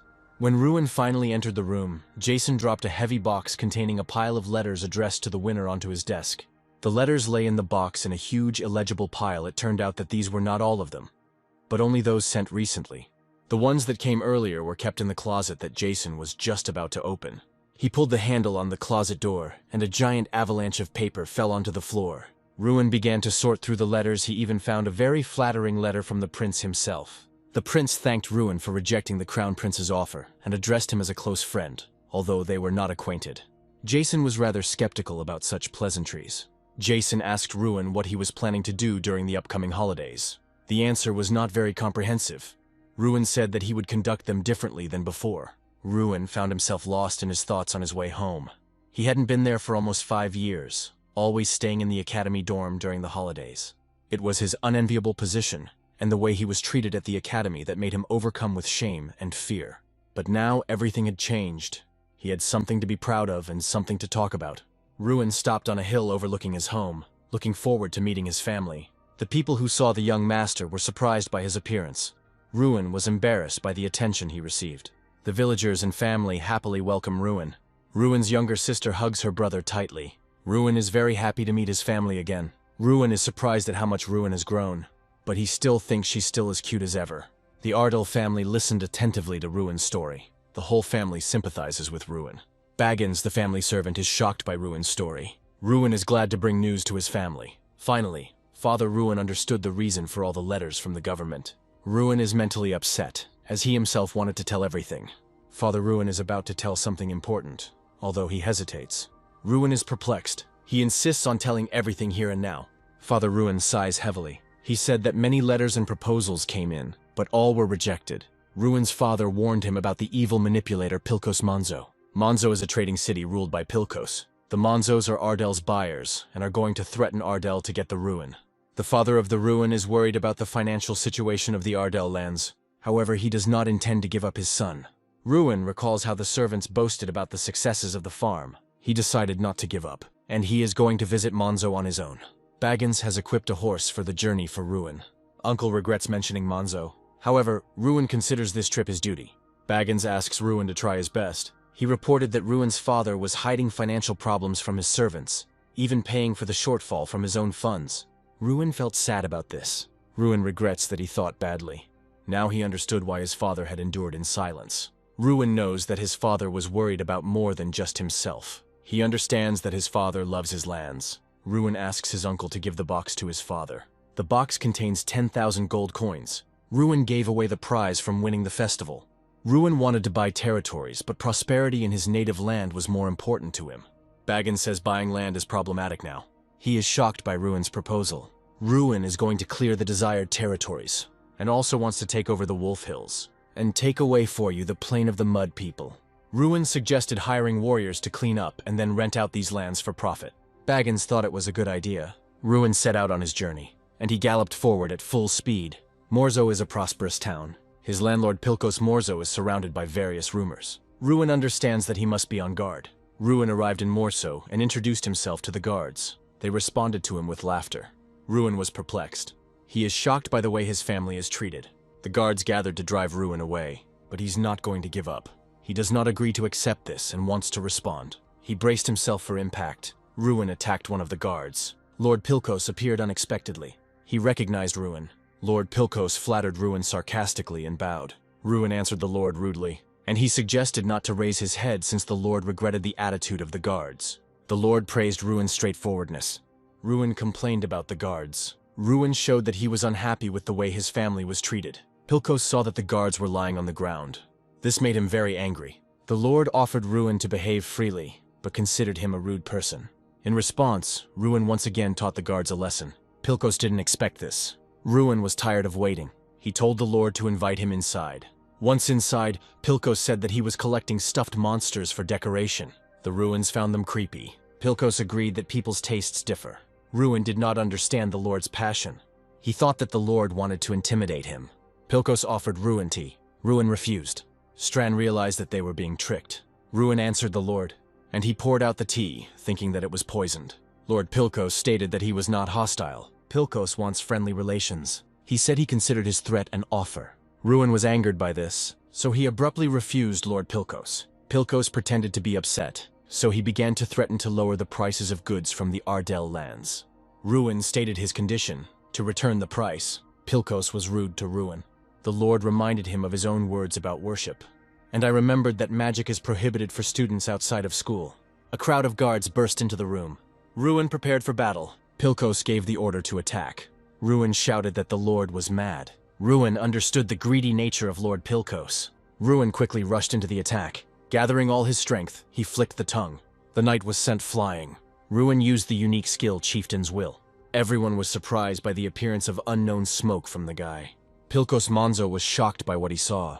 A majestic fire spirit of incredible size appeared behind Ruin. The knights realized that if they stayed, they would die. The knights fled in fear, but Ruin didn't let them escape, blowing up the entire estate. Monzo watched as the collection he had dedicated his entire life to burn. Ruin wondered if that was really all he cared about right now. It's time for Monzo to pay the price. Now he must compensate the Ardell family for all losses. Pilkos was shocked by the compensation conditions, but young Mr. Ardell gave him no choice. The issue with Monzo has been resolved. Ruin headed back to Ardell. On the way, he met an unexpected guest. It was Lady Irene. 2 months ago, Ruin was bored and wondering how to leave a banquet. Lady Irene unexpectedly joined him. She was worried about Ruin and was glad that the banquet passed without incident. Ruin could not remain silent in the face of insults. Irene asked if Ardell was really beautiful.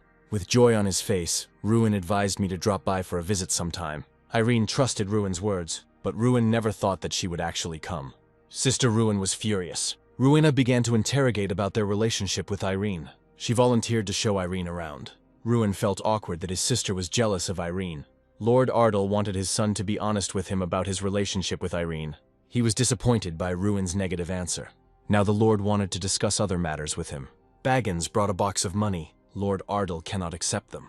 He believes that this is Ruin's personal money, not Ardell's. The Lord understands that even though Ruin is from Ardell, he still has other concerns. Ruin knew deep down that his father had done this out of concern for him. He was hurt by this situation, but Ruin insisted on using the funds for the benefit of Ardell. The Lord was deeply surprised by Ruin's desire to be like him. Begel considered that the young master had the right to know that all this time the Lord had been giving away his personal funds. The Lord condescendingly scolded Begel for his initiative. But whatever the intentions, the Lord could not accept the money. He still had 3,600 gold pieces left. Ruin secretly gave the money to Begel, but the Lord accepted only part of the funds. They are puzzled as to why the Lord is so adamant. Begel said with a smile that this was Lord Ardell. Ruin boasts of his estate. Ruina wants to introduce her brother to Lady Irene. Ruina leaves her brother and Lady Irene in a hurry so that they can be alone. Lady Irene is clearly confused as to where Sister Ruin is going in such a hurry. Ruin clearly understood his sister's hint and takes matters into his own hands. Lady Irene is jealous that she doesn't have a younger sister. Lady Irene is an empath. Ruin wants his territory to prosper. Ruin has nowhere to spend money. Lady Irene admires that Mr. Ruin is so responsible. Lady Irene is jealous. Ruin tries to make amends with his questions. Irene's manipulation worked. She captured Ruin's attention. Irene clearly travels a lot. The ray at the end of the tunnel is the answer to all questions. Ruin clearly needs a scythe to get through this forest. The fairy tale about the wolf was true in childhood. The geographical location of Ardell is of great importance. The route through the mountains helps traders to shorten their journey. Ardell wants his territories to become independent. The main character finds a solution to all his problems. Lady Irene is very smart. A man thought, a man did. Ruin made a good impression on Lady Irene. There are always difficulties along the way. The state of Ardell has a low economic situation. The idea of how to enrich the state of Ardell has existed for a long time, but it is impossible. Ruin, like no one else, understands the meaning of the proverb, "If you suffer long enough, something will work out." Ruin clearly came up with a plan to open a new trade route. The father is clearly pleased with his son's persistence. If you don't try, you'll never know. Lady Irene overheard the conversation. Erin revealed her cards. Irene is a swindler. Ruin didn't expect Lady Irene to be so brave. Lady Irene hints that they are both good and will achieve their goals at any cost. Erin is clearly indicating what a bad boy he is. Ruin always saw things through to the end. Compared to Ruin, she's still a good girl. The criminal couple has been found. Rock climbers Ruin and Irene are ready to conquer the mountains. Thanks to Irene's skills, it was possible to find the right place without any problems. Rules are made to be broken. If you don't break the rules, you won't survive.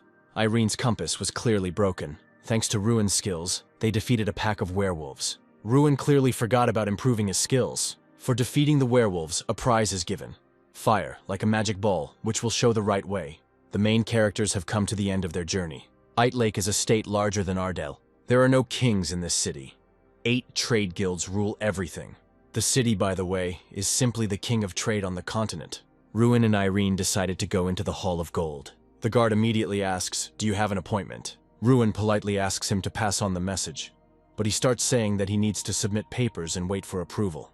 But Ruin does not tolerate it. "Ruin Ardell has come to you," he interrupts sharply. and Irene Prius adds. The guard froze, wondering if this was the same Ruin, the winner of the festival. He quickly apologizes for not recognizing him. They walk inside, and it's immediately clear why this place is called the Hall of Gold. The guard escorts them to the white ceremonial doors. Ruin chases away doubts as he goes. He is here for a fair deal. Opens the door and introduces himself out loud. Glad to see you. I am Ruin Ardell. There are 8 serious looks at the round table. All as one. He and Irene sit down, a little tense, until one of the guild members remembers them from Alten. The same one asks what brought the magician of the next generation to our distances. Ruin mentally notes that winning the great festival allowed this conversation to happen. Other members of the round table say that it would be good if it would benefit their guilds. Ruin calmly explains that he came to discuss trade between Ardell and Eitlake. The country quietly whispers that you have cooled their ardor a little. Representatives begin to remember where they have already heard the name of these lands. One of them says that the lord from there had already come before, and they had unanimously refused him then. The reason is that the offer was one-sided and completely disadvantageous. After that, they declare that there is nothing more to discuss. Ruin notes to himself how quickly they change when their interests are touched upon. Neither the status of a mage nor the victory in the festival mean anything here for them. He is just the next lord of a poor region, a young provincial who allegedly tries to extort money from them. He calmly clarifies that this means their decision is the same again. Then he says it's sad to hear a refusal before he's stated the terms. And he puts bags with 30,000 gold coins on the table. Representatives are shocked to see such a quantity of gold. Ruin confidently asks if they have any reason to continue the conversation. There are no kings in this city. 8 trade guilds rule. Ruin reminds that he came with the aim of establishing trade relations. On his way here, he had to face many difficulties. But if it works out, it's worth it. He offers to buy weapons from the city for 30,000 gold, and in exchange asks for permission to sell the products of his house. The reaction to such a big deal doesn't surprise him. Inwardly, he thinks that such a sum is the budget of the rural area for 3 years. The shock is understandable. The expenses are too serious. In the territory of Monzo, Ruin comes to the conclusion that power attracts wealth, and wealth brings peace. And if power requires weapons, he will put everything into it. Ruin asks which one of them is in charge of weapons. They tell him that this is the specialization of the first representative. He is surprised to see that a little girl is in charge of the weapon, but her gaze is completely devoid of childish naivety. The first representative asks why Ruin needs so many weapons, and he explains that this is just the beginning. He plans to establish a trade route between Eitlake and Ardell. Moreover, the path must pass through the southern mountains. He is asked not to mention these mountains, which leaves Ruin puzzled. Irene Prius felt the tension at the table. Ruin Ardell couldn't understand what happened, but he assumed it was because of the first chairman. Ruin noticed that the first chairwoman had turned very pale. The first chairwoman told Ruin Ardell that it was impossible to cross the southern mountains because of the demon living there, which surprised Ruin Ardell. Ruin told that he crossed this mountain range at night, to which the first chairwoman was surprised and did not believe Ruin's words. Ruin Ardell decided to provide evidence by starting to take out what he had obtained that night. Ruin Ardell showed the silver werewolf mane that belongs to the demon. The first chairwoman was greatly surprised by what she saw, and Ruin Ardell, in turn, received the respect of the Valtrash family as a reward. Then Ruin realized that it was true after all. The first chairwoman began to cry, saying finally. The first chairwoman, crying even harder, said that he was finally dead. 3 days later, Ruin Ardell and the first chairman head towards the mountains. The first chairwoman began to say that she would never have thought that she would find herself near these mountains again. The chairwoman said that the monster that took her father's life no longer lives here. The chairman praised Ruin for something that was his merit, to which Ruin Ardell replied that he simply got in his way. The chairwoman suggested that if they built a road through the mountains, they would be able to establish trade with the Oyota kingdom through Ardell, explaining that they would no longer have to spend money on a detour. The chairwoman said with delight that we, the Waltrache family, will actively participate in this. Ruin Ardell realized that the issue would be resolved much later, since he thought that the solution would come through the purchase of weapons, and assumed that even the construction would be at his expense. Ruin asked in surprise if they would accept his proposals, to which the chairwoman responded positively, and also said that all products produced in Ardell would cost twice as much. Ruin Ardell thought that this was an incredibly generous condition, and the chairman added that merchants were ready to do anything for the sake of profit. The chairperson nevertheless gave her name, Cecilia Valtrache, also promising to express her gratitude and trust. Thus, by shaking hands, the deal between Eitlake and Ardell was successfully concluded. Walking from the mountains and talking with Irene about bringing good news to the residents and father, Ruin realized that Cecilia was better than she seemed. even despite her young age. And Irene noticed that Ruin did not look like himself. Ruin noted that it was easy to sympathize with someone who was in the same situation as himself, which surprised Irene Prius. Ruin Ardell said that Irene should expect changes, and if she wants to visit Ardell again, then it will be the same as before. Irene Prius envied Ruin for truly loving his homeland. Ruin Ardell was surprised that not everyone missed their homeland, and asked Irene if she would invite him to her place one day. Irene didn't really want to talk about it, but Ruin was sure that he would somehow manage to visit the Prius. Father was shocked that the selling prices would be twice as high, and that they themselves took the initiative to open the trade route. Ruin confirmed his father's words and said that Cecilia Valtresh had given her word. What impressed him most was that the cold-blooded representative promised to assist in the delivery of weapons. Ruin added that the transportation would take 3 months, and work on the construction of the trade route will begin this month. And the father realized that such a route would finally enrich their territory.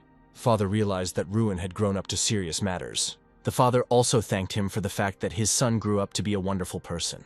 Ruin asked his father if he would trust him with one more task. It concerns the survival of people in the territory of Ardell, and revenge for the mother. Ruin said what the matter was, and it turned out to be a hunt on the Chinen Plain. The birthday party where Ruin turned 6, which should have ended with something good, turned into a nightmare. Many people lost their lives because of the mud people who broke into the village. And the saddest thing for Ruin was that one of the victims was his mother. Now he can no longer remember his face unless he looks at the portrait. Many people died that day. And then Ruin Ardell made a promise to himself that he would become stronger. As young Master Ardell, he will no longer allow such a thing to happen on his land. After the order was given, the residents began to practice spear strikes daily. Irene noticed that the atmosphere in the area had changed. Ruin Ardell was glad. Irene also realized that the technique was quite unusual. When she asked who was teaching her, she received the answer that it was the local military leader. In the past, the warlord fought on the front lines for the kingdom and earned the nickname Flash.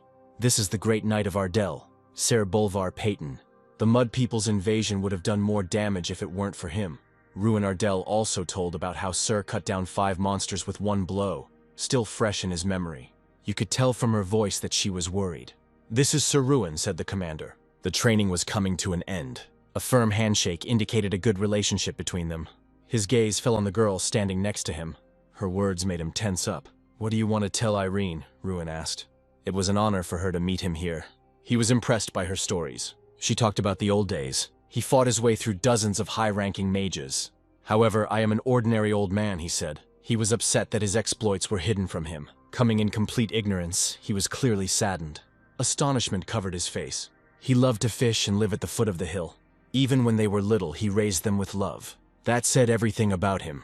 They smiled sweetly at each other. He invited him to spar. "No," the military leader interrupted sharply. She fought fiercely against her teacher. They watched the sparring in silence. At 12, she already had an understanding of the basics. The teacher used only his left hand. "That's all for today, dear lady," declared the military leader. His sister was a truly remarkable person. "Now it's your turn," the teacher said. Taking the sword in his hands, he was ready to fight. There was a determination in his eyes to show what he was capable of. After some time, Ruin was already lying on the ground, defeated. "How much have your skills changed during this time?" Ruin said. He ran through comparisons in his head for this moment. He was the only 6-star knight in the kingdom. He was shocked by what he heard. Suddenly, an emergency task appeared. He began to think about what was the right thing to do. "This is a unique opportunity," Irene said. "You can't even buy something like this for money," the girl said. He was ready to gain experience with determination. "I like the expression on your face," the teacher said. He was waiting for a new sparring session. Their sparring was truly incredible. They trained every night. He made a bold lunge forward, hoping to strike. The efforts began to bear fruit. He stayed up all night fighting with the teacher. He put in a lot of effort. He was ready to do the final task. Brother came from behind Ruin.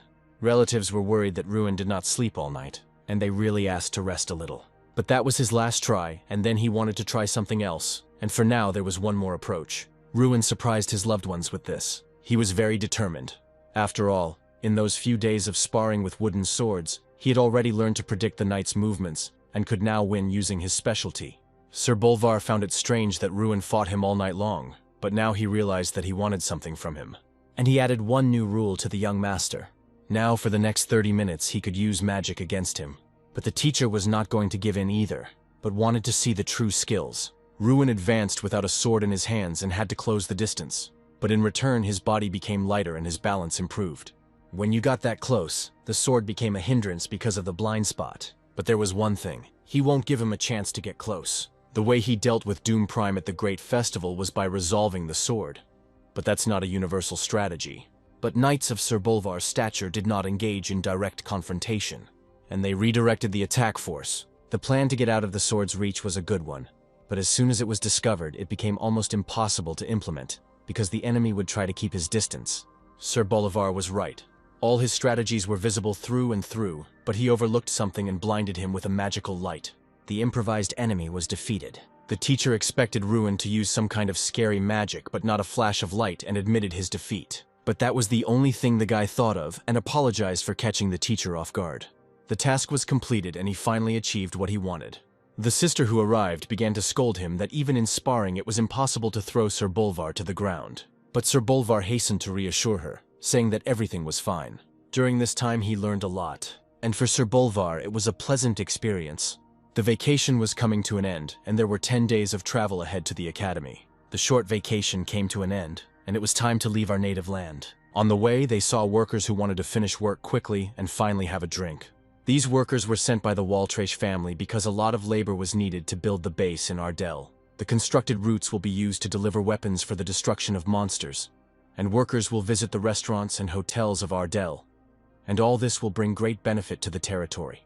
Before leaving, Ruin wanted to tell his father something. He handed over a box with 12,000 gold coins, which he asked to use for Ardell's development. The father did not want to take them, but he calmed him down by saying that he kept 400 coins for himself. The father was ashamed to accept this money. He felt indebted. They hugged goodbye. The holidays were over, but they were productive. Having said goodbye to everyone, he set off on his journey with Irene, and when it was time to part ways, she told him very important things. At first he couldn't believe his ears, but Irene confirmed that what he heard was correct. She promised to help him in the destruction after graduating from the academy, and would follow him to the end. Irene was a very unusual person, and promising to strive again, she took off and headed to her academy. The faithful horse carried Ruin towards the academy. They had been on the road for about a week, and had finally crossed the border and entered the eastern region. Unlike the southern one, there were a lot of people here, and Ruin witnessed a fight on the street. One guy stood up for his sister and asked her to let her go, but his opponent continued to mock him, and money was to blame for this situation. The bandit threatened to take everything their family owed, even if it meant selling the boy's sister. But the guy couldn't let that happen. These words made the bandit very angry, and he hit the guy in the face again. Hans found himself on the ground after a strong blow. His enemy grabbed him by the hair before the guy even had time to realize what was happening.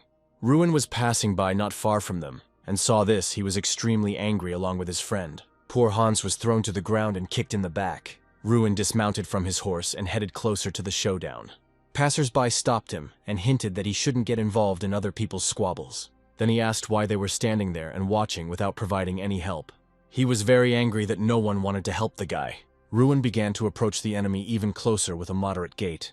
They shouted after him that it wasn't worth it, because it was very dangerous. The enemy turned his head to the left and was surprised at what kind of guy he was, and began to be cheeky towards Ruina. He approached the insolent man closer and used a crushing blow against his enemy. His group of bandits were surprised, along with the captive, at what was going on. He struck again, and the enemy didn't even understand what was happening. The enemies ran away, leaving the people alone, but Hans asked who you are, to which the guy replied, I am Ruin. It was deep night outside. Only smoke was coming from the chimney of the house. Ruin sat in their house and ate while calmly talking to them. The guy said that it was all because of their parents that they had problems, mentioned that no one would touch the bandits, and that the boss himself was killing a lot of people. They discussed this problem for a long time. Ruin realized that the situation was dire. The boy thanked the savior for his help. The guy asked if he was the winner of an important festival. Ruin replied, You heard from the professor of the Night Academy. Hans couldn't believe his eyes. He was extremely confused. As you know, he heard when the fight was happening. How good. Our captain said a lot of good things about you. Hans replied that he dreamed of being like his captain, but Hans is in very poor health. They pick on him, asking how he can stay at the academy with such skills. Ruin replied that this is a good benchmark and example for motivating himself in the future. The captain said that I had talent and that everything would work out. He declared that he would shine and be the best of the best. After all, his teachers believe in him until the very end, and the captain also gives hope to Hans. Ruin supported the guy and said that everything would work out. Ruin swallowed the food and felt a little uneasy. But suddenly, the guys heard loud screams from the street. The bandits returned and they went in a crowd to attack Hans. One of them kicked down the door, angrily telling them to surrender. But there was nothing in the house except ruin. The guy hit the enemy with all his might, and he flew out of the house at the speed of light. Ruin left the house and told Hans to hurry and protect his sister. The warrior hinted with his fist what awaited them if they did not leave. Concentrating, he directed all his strength into the glove with stones. The bandits were ready to attack, pulling out their guns. Ruin began to kill everyone with one blow. With one blow, all the swords broke. The robbers were confused by what was happening. The warrior gathered all his strength and power and aimed them directly at the epicenter of evil. All the villains found themselves on the ground. They were scared, and at that moment they realized it was better not to deal with him. Ruin looks menacingly at the gang members. One of them managed to grab Hans's sister, and now he's holding a knife to her neck. He shouts to the others, trying to bring them to their senses so he can grab and tie up Ruin. Ruin's attention is focused entirely on him. Ardell comes closer. The bandit says that he is the leader, and his name is Nosel. Nosel orders Ruin to kneel. Ruin suddenly realizes that Hans was badly wounded in the back while trying to protect his sister, and lies on the ground. Ruin understands that there is no help to be expected from anywhere, and begins to approach Nosel, to which he shouts and orders him not to approach. The knife makes a shallow cut at the girl's throat, and she screams in fear. Nosel presses the knife even closer and threatens Ruin to kill the girl if he moves any closer. Ruin is angry because he feels powerless in the current situation. His fists clench, he's angry, but he doesn't know what to do. A sudden blue flash illuminates the space, and Hans strikes Nosel from behind with his sword. Nosel falls dead. Hans's sister is saved, and he himself, wounded but enraged, moves towards the remaining members of the gang. The bandits, unwilling to face Hans's wrath, flee. Exhausted, Hans falls to his knees, leaning on his bloody sword. He comes to his senses and realizes that he has just killed a person for the first time. Ruin puts his hand on his shoulder and, reassuringly, says that it was necessary. Ruin congratulates Hans on having unknowingly mastered the aura, the so-called Peridot sword. Ruin notes that during the fight, Hans was emitting a blue aura. Hans realized that the aura he was emitting meant that he had reached the 4th rank, which was the highest stage for an apprentice knight. Ruin is proud of Hans and of himself because he was not mistaken about him. Hans happily thanks Ruin. Deep night and silence accompanied the hero's conversation. Morning came, and Ruin, having said goodbye to Hans and his sister, headed back to the academy. Upon arrival, Ruin looks at the academy building and realizes how much he missed this beautiful place. Ruin met Jason, and he started asking him about the holidays. Ruin goes over everything that happened in his head and thinks about what he should say. He stands thoughtfully and thinks for a moment. Ruin is hesitant to tell what happened to him, so he says that he trained in the art of the sword. Jason was very skeptical about this answer. Jason, standing in a relaxed pose, says that vacations are meant to be relaxing. Jason reports that swordsmanship lessons will be taught in the 2nd semester, and Ruin's training was wasted. Suddenly, Ruin was called out and saw Professor Heidel. Ruin is surprised by his appearance. The professor asks Ruin to look out the window. There is a carriage standing there. There are guests at the academy. Next to the carriage, there is a bunch of knights and flags with the emblem of the golden sunbird. Ruin recognized the emblem. He knows the guests who have arrived, so he takes a step towards the stairs leading to the carriage. Ruin stands at the beginning of the red carpet. As soon as he approaches, one of the knights announces that the winner of the great festival has arrived and orders the carriage to be opened. 2 princes in full dress uniform emerge from it. The first prince, named Croster Radian, tells the second not to interfere with his communication with Ruin. The second, named Foster Radian, answers his brother with mockery, so that he should not even dare hope for Ruin's attention. Ruin bows before the princes, showing them his respect. The princes greet Ruin and again begin to argue about who will be the first to talk to him. Ruin is not flattered by such attention. He understands that their selfish goal is to use his attention to achieve the role of crown prince. Ruin proposes his idea to them. They agree with everything he says. Ruin suggests that the 3 of them discuss everything together. On the map is the Kingdom of Radian, which is the weakest state on the continent. Despite this, the government is weak due to the confrontation between 2 forces that do not want to unite for the good of the country. The struggle is between the monarchist faction of the first prince and the reformist faction of the second. The kingdom's magicians are pawns in a political game, deprived of independence. Ruin and the 2 princes are in the academy library. Ruin, feeling a little awkward from his brothers who continue to argue over the place opposite him, having created a circus on both sides. Looking at the situation, Ruin thought it was no wonder that the country was in such a deplorable state. Having started a conversation and stopped the dispute between 2 rulers, he got straight to the point. announcing that he was not going to choose either of them. The brothers were a little upset, citing an argument from the life of his predecessor. Having firmly refused, Ruin decided to return to his homeland. Having clarified that he would remain in the kingdom, the brothers were happy about this too. Ruin hinted a little about the state of his native land. The crown prince promised to provide support in any matter. His brother also expressed a desire to help. Having started to quarrel again for the hero's favor, they bumped heads. Ruin, however, was glad that they were fighting for him. The brothers decided to give gifts to mark the release of Ruin. After leaving the office, they talked a little more. The princes were pleased with the hero's current decision, but it wasn't without benefits for himself. One of these was military support during the cleanup. The princes publicly declared Ruin the protector of the royal family. Ruin himself was not particularly happy about this, although it is only a formality before it gains official status. Despite this, everything went without any unnecessary problems. The other students admired him, but it was time to return to class. Although everyone was more interested in making noise, Mikhail Guerrigil began to appear on the horizon, started shouting and threatening. He was suspended for a month for using a prohibited potion during his fight with Ruin. The mages of the entire kingdom are under the control of his family. Ruin began to respond to his words. Stepping forward from the crowd, Mikhail just asked, "Do you think you won?" He turned around and left.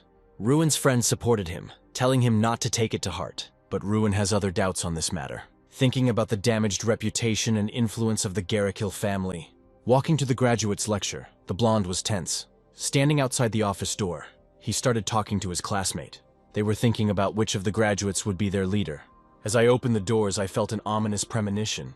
Everyone in the office suddenly tensed up. The teacher was glad to meet Ruin. Graduate Shakil Guerrigil appeared before them. The beginning of the second semester will begin with practice. In this regard, graduates share the current situation among magicians. But Ruin still had a bad feeling. The teacher began his story about the relationship between the court magicians and the Guerrigil family. Shakil Guerrigil gives a lecture. The lecturer explains that nothing in the world can be declared as one's own. Ruin listens to Shakil, who advises the weak to stick together. The teacher intimidates the students with his speech. Shakil wants to bring out Ruin's emotions. Ruin's friend wants to protect his comrade. Ruin, in turn, responds to the teacher's words that even if the pieces of garbage come together, a masterpiece will not emerge. Shakil starts to get angry at the response. Ruin and Shakil have a conflict. Both understand that the rivalry between Ruin and the Guerrigil family will not go away so easily. The atmosphere at the academy changed with the arrival of Shakil.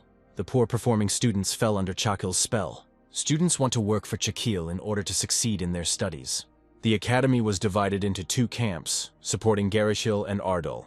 The atmosphere at the academy was becoming tense. Ruin came to the head of the academy. The head is interested in the situation at the academy. Ruin wants to talk about the problem with Shakil. The head understands Ruin without words. The chairman explains that every magician has to contact the Guerrigil family. The head says that even with minimal work, the family is causing a ruckus in the academy, and most likely because of resentment towards him. Ruin asks who Shakil is. The leader replies that Shakil was popular in his youth and stood out for his magical abilities. But at the same time, Shakil is very powerful and will do anything for his own benefit. Shakil is outwardly pleasant, but at heart he is a rotten person. Ruin understands that there are plenty of reasons to fight Shakil, but he cannot find an excuse. The leader tells Ruin about a special occupation. Ruin leaves the chapter with a mature plan. Ardal opens the door to the auditorium. Shakil notices Ruin. The cunning Ruin asks Shakil for help. Shakil's younger brother, standing up from his seat, begins to mock Ruin. Ruin calmly replies that the request is of a different nature. Ardal learns of Shakil's refusal to conduct the next lesson with the knights. Ruin asks to conduct the lesson. Shakil stands in confusion. The point is that in such a class the lecturers and students are on the same level, so a legitimate fight can be conducted. The students are amazed at the opportunity to see the lecturer's magical skills. Shakil stands thoughtfully, Ruin proud of his challenge to a fight. The lecturer thought. Shakil wriggles out of it, saying that the graduates are already experienced magicians. Ruin replies that the purpose of the lecturers is to teach magic to future graduates. Ardal confirms his words that this is an ideal opportunity. Shakil listens to Ruin in horror. Ruin is putting more and more pressure on Shakil, taking him on a bluff. Shakil is confident that he is right and is trying to put Ruin in his place. The lecturer calms down because he is confident in his words. Now the students themselves ask Shakil to participate in the class, because everyone is interested in seeing him in action. Guerrigil Jr., confident of his brother's victory, also shouts at him to agree. Everyone thinks Ruin is screwed, but he holds on strong. Shaquille nevertheless agrees, looking as if he is doing Ruin a favor. Shaquille says he gave up the joint class so that Ruin could continue to shine as the class representative. But Ruin continues to ask the teacher to agree, which greatly surprises him. He justifies this by saying that he wants to see the strength of the elder. In the end, Shaquille agrees.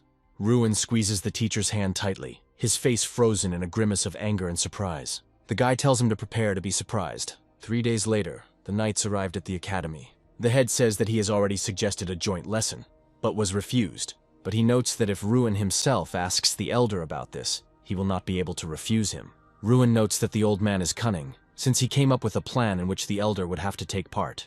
The students greet the guests. These are Foldren's knights in training. Golter greets Ruin with a friendly grin. The guy responds in kind and they exchange a few words.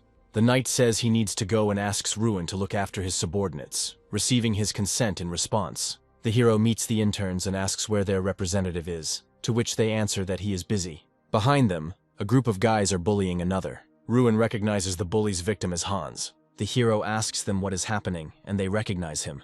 One of the guys introduces himself as Malton Gagan, a representative from Foldren. He says that the famous knight Vengras Gagan is his father. However, Ruin does not understand why he needs to know this and politely asks for an answer to his original question. He repeats it again, to which he is told that Hans simply did not listen, and because of this, he was punished. Malton gets angry, claiming that the question was rude and asks if Ruin knows Hans.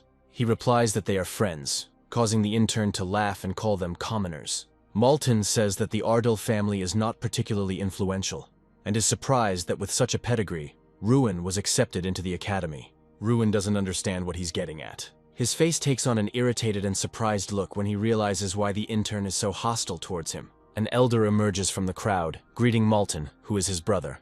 Ruin realizes that even if he didn't know Hans, they still wouldn't get along. Golter conducts a briefing before a joint test. He orders everyone to split into groups. The knight says what the group should be made up of, and notes that there should be 54 of them in total. Malton tells his brother that he doesn't want to fight, to which his brother replies that it's mutual. However, they began to discuss their plan of action while Hans watched them from afar. He understands that he is at the bottom of the list, and it is unlikely that anyone will want to unite with him. But suddenly Ruin appears nearby and offers to become one group. Hans doesn't fully believe that this is true and asks the guy again, but he tells him that everything is fine because they are friends. Jason approaches them and offers to join their team. He says that Ruin's friends are his friends, thus encouraging Hans. The blonde suggests that the intern address each other informally, receiving consent in response. Ruin says their goal isn't just to get a good grade. He explains that they need to deal with the elder. Once all the groups were formed, it was time for a short break. Ruin asks Hans if everything is okay, offering his help, but Hans says that there is no reason to worry. The intern says he is glad to see his friend, but remarks that it would be better to pretend they were strangers. He justifies this by saying that many people don't like him. Ruin says that everything is fine because he is his friend. They see Malton in front of them, and Hans confirms that it was he who beat him. Ruin learns that the bully is a 4th-level knight, and understands why Hans is afraid of him. Ruin remembers the blue aura that surrounded Hans during the fight with the gang leader. Hans stands at the window. He is scared and tense. His wounds are fresh. He does not yet realize his strength. Ruin tells Hans that he wants to deal with Maltiv. Ruin asks Hans if he is willing to continue being the whipping boy, or if he wants to change something. But Hans doubts that he can win. Ruin confidently says that Hans is capable of everything and has enough strength in him. Maltiv and a couple of his friends hear this conversation. The knight calls Hans. Hans confidently refuses. Maltiv reacts with confusion to Hans' refusal. He did not expect such an answer. Maltiv begins to draw his sword and threatens to kill Hans if he does not come immediately. Hans immediately grabs his sword, but Ruin stops him. All parties involved are in disarray, but Ruin once again firmly stops Hans, telling him not to stoop to Maltiv's level. Hans doesn't take his hand off the weapon. Ruin tells him that the fight will happen today, but a little later and it's worth waiting a little. Ruin, having stopped Hans, rushes to meet Maltiv himself and a fight almost breaks out. Suddenly, Maltiva is hit in the cheek by someone's knee, and his sword ends up on the floor. The knee belonged to Sir Golter. Maltiv Gagan, thrown aside, sits on the floor. Sir Golter addresses him with a complaint. Maltiv begins to justify himself, but his naked sword says more than he does. Sir Golter strips Maltiv of his position as knight in training, and threatens him with disciplinary action for inappropriate behavior. Maltiv tries to use his family's name, particularly his father's, to protect himself. But Sir Golter is sure that Sir Vengras Gagan will be terribly angry that his son took out a sword at the academy and tried to threaten them. Maltiv is scared by this. Ruin looks down on Maltiv as he listens to his horrified apology. Maltiv is frightened by the mention of his father, but there is much more anger in him. Joint classes between knights and students began, and the first part was training in combat and defense. Sir Golter was beautifully stern in his shiny armor. He taught how to neutralize a mage's spell casting time in battle. The wise Professor Heidel taught how to predict the knights' movements and leave the areas of their attacks. Each group was training, and Chakil Garikil's group was sitting under a tree and watching closely what was happening. Maltiv irritably complained to Chakil about Ruin, but Chakil suggested sitting it out and not getting into trouble for now. Chakil appeared calm and self-confident, but inside he was nervously thinking about the unenviable situation where he would have to show his skills in front of everyone. He was not ready for this. He decided that he would do everything to prevent this. Team Ruin was training hard, Hans leaning his hands tiredly on his knees. Ruin, unlike Hans and Jason, doesn't look tired. He's just warmed up and ready to continue. Hans and Jason are horrified by this. Ruin, someone shouts, offering to fight. Sir Golter, with a wooden sword in his hands, is ready to stand in tandem with Ruin. He wants to make sure of something. Ruin is confused, and Sir Golter says that learning the skills Ruin has is simply impossible on his own. Sir Golter turns out to be much more attentive than Ruin thought. He really did have a special teacher. Sir Golter stands in front of Ruin, asking him for a favor.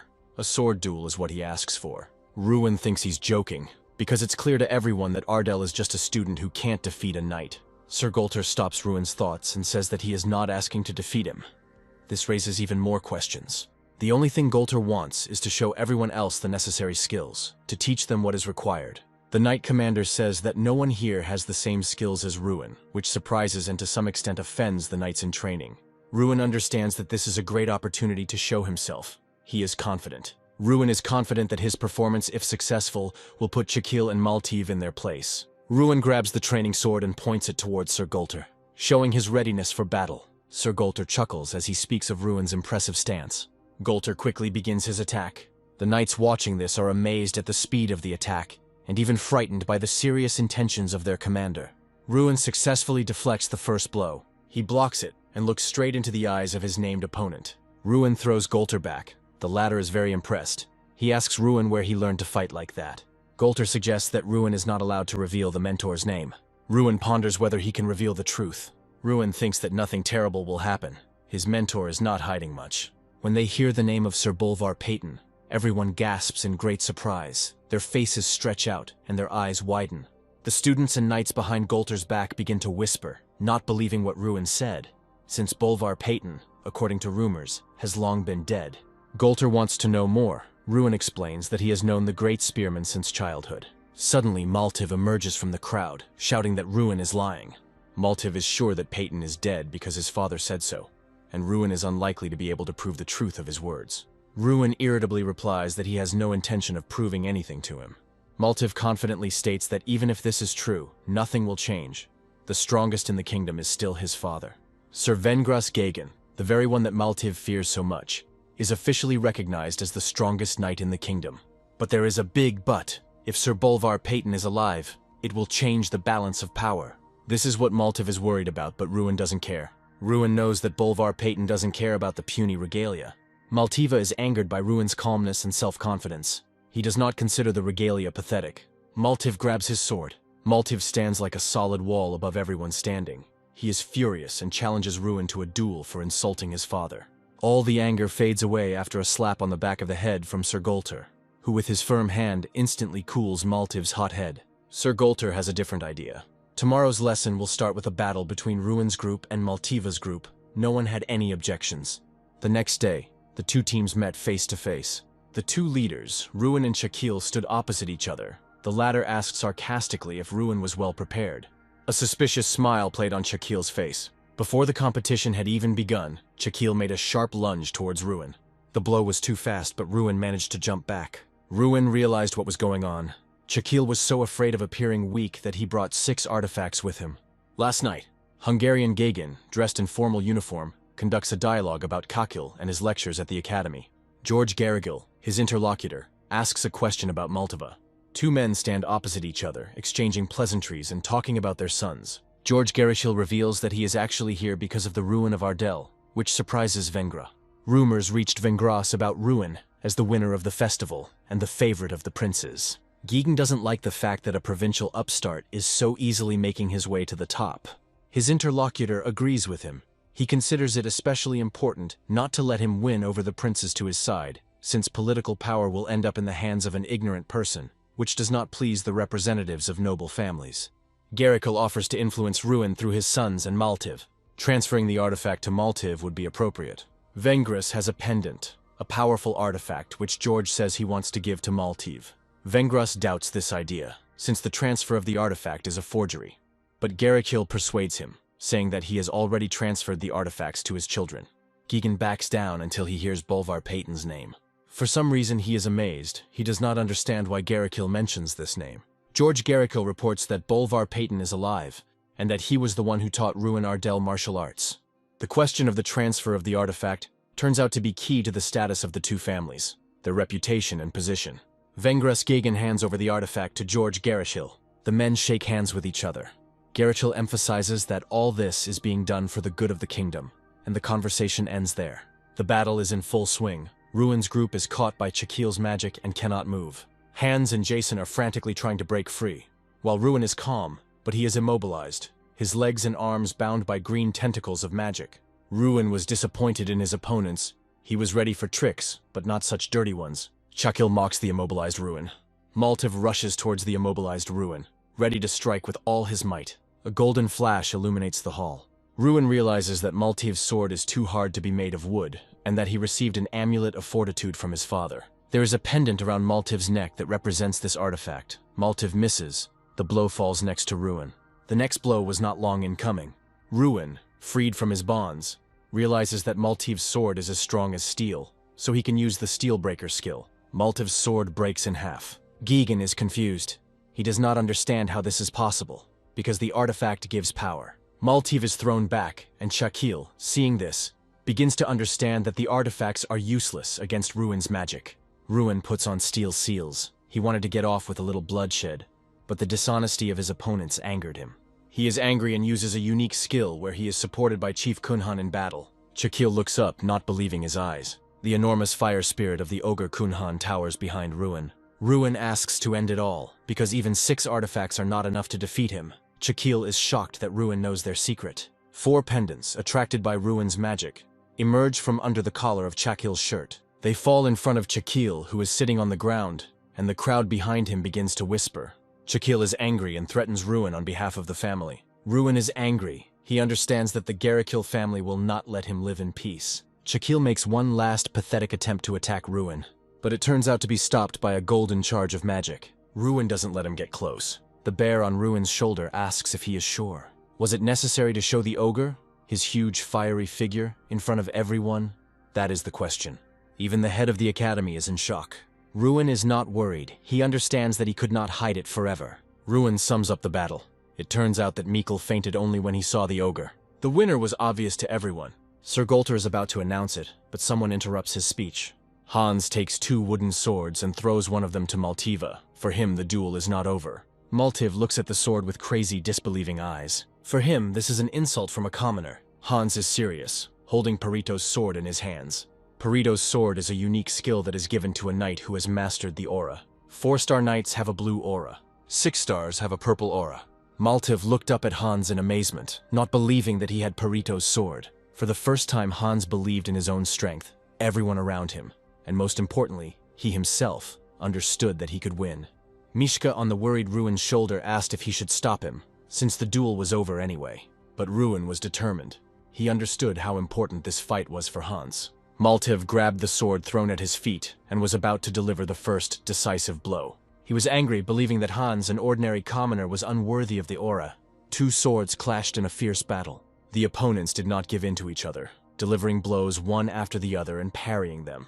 Hans asked Maltiv why he still clings to statuses. Hans finally found the strength to answer the offender. He believes that Maltiv was simply lucky to be born into a rich family, and that he is nothing more than that.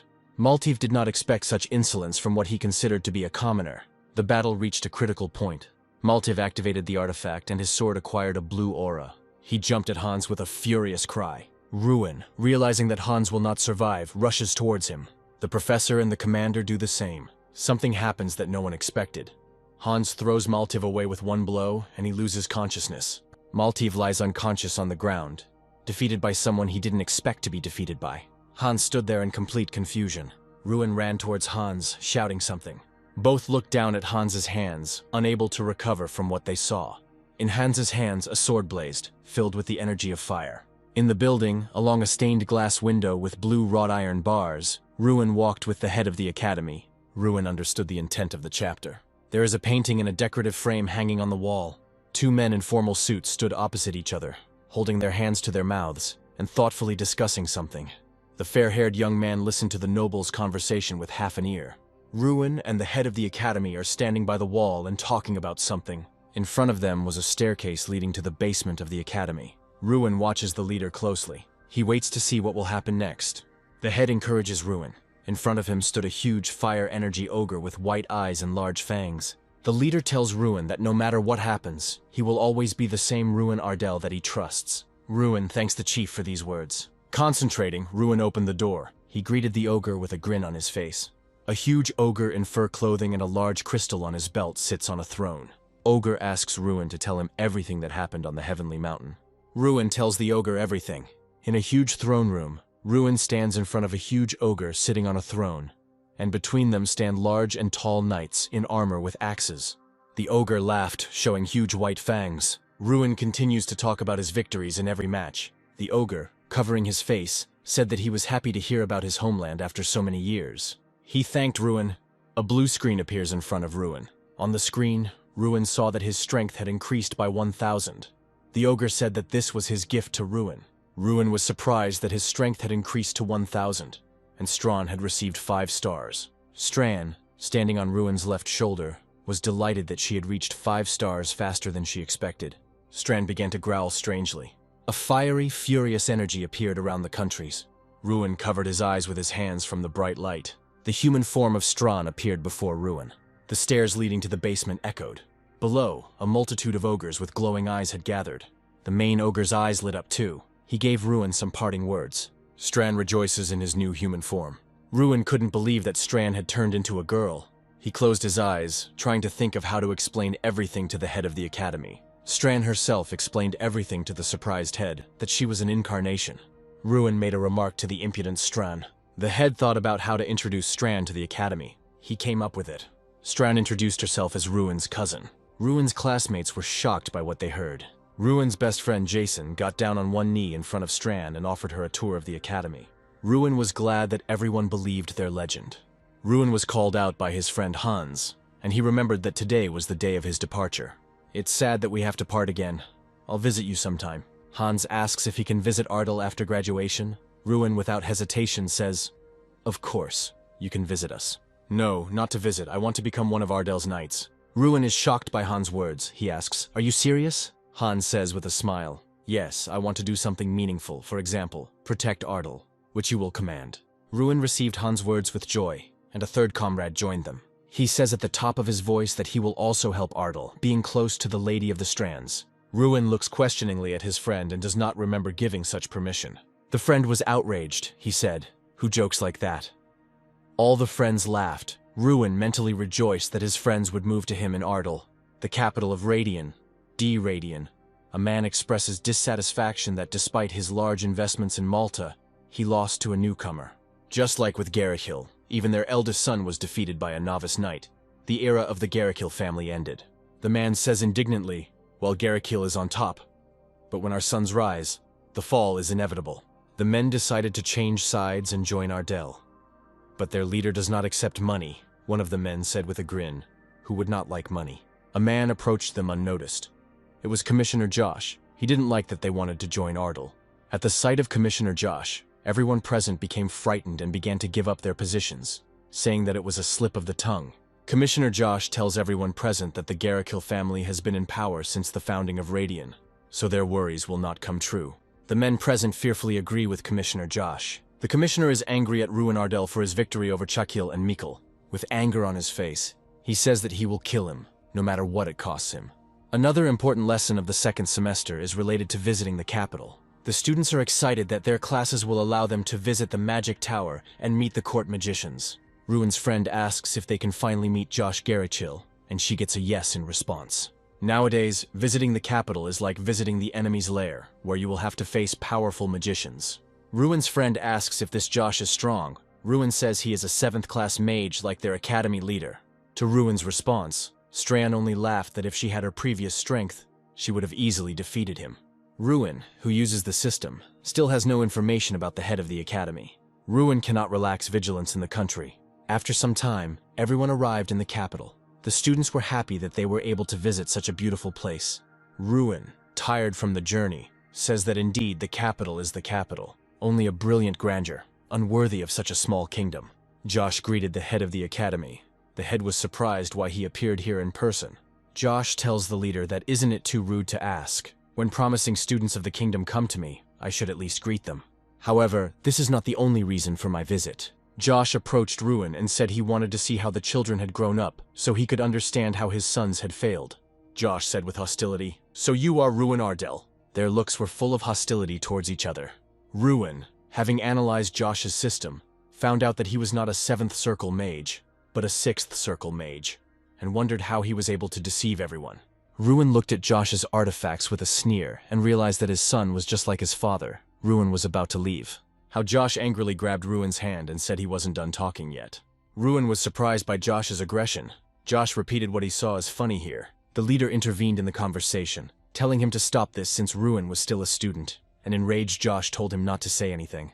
"You may have power at the academy, but not here. Here in the capital, the care of the students falls on me." The leader said in a serious voice that if this justified threats against the student, we would be forced to return to the academy. Josh just laughed at these words.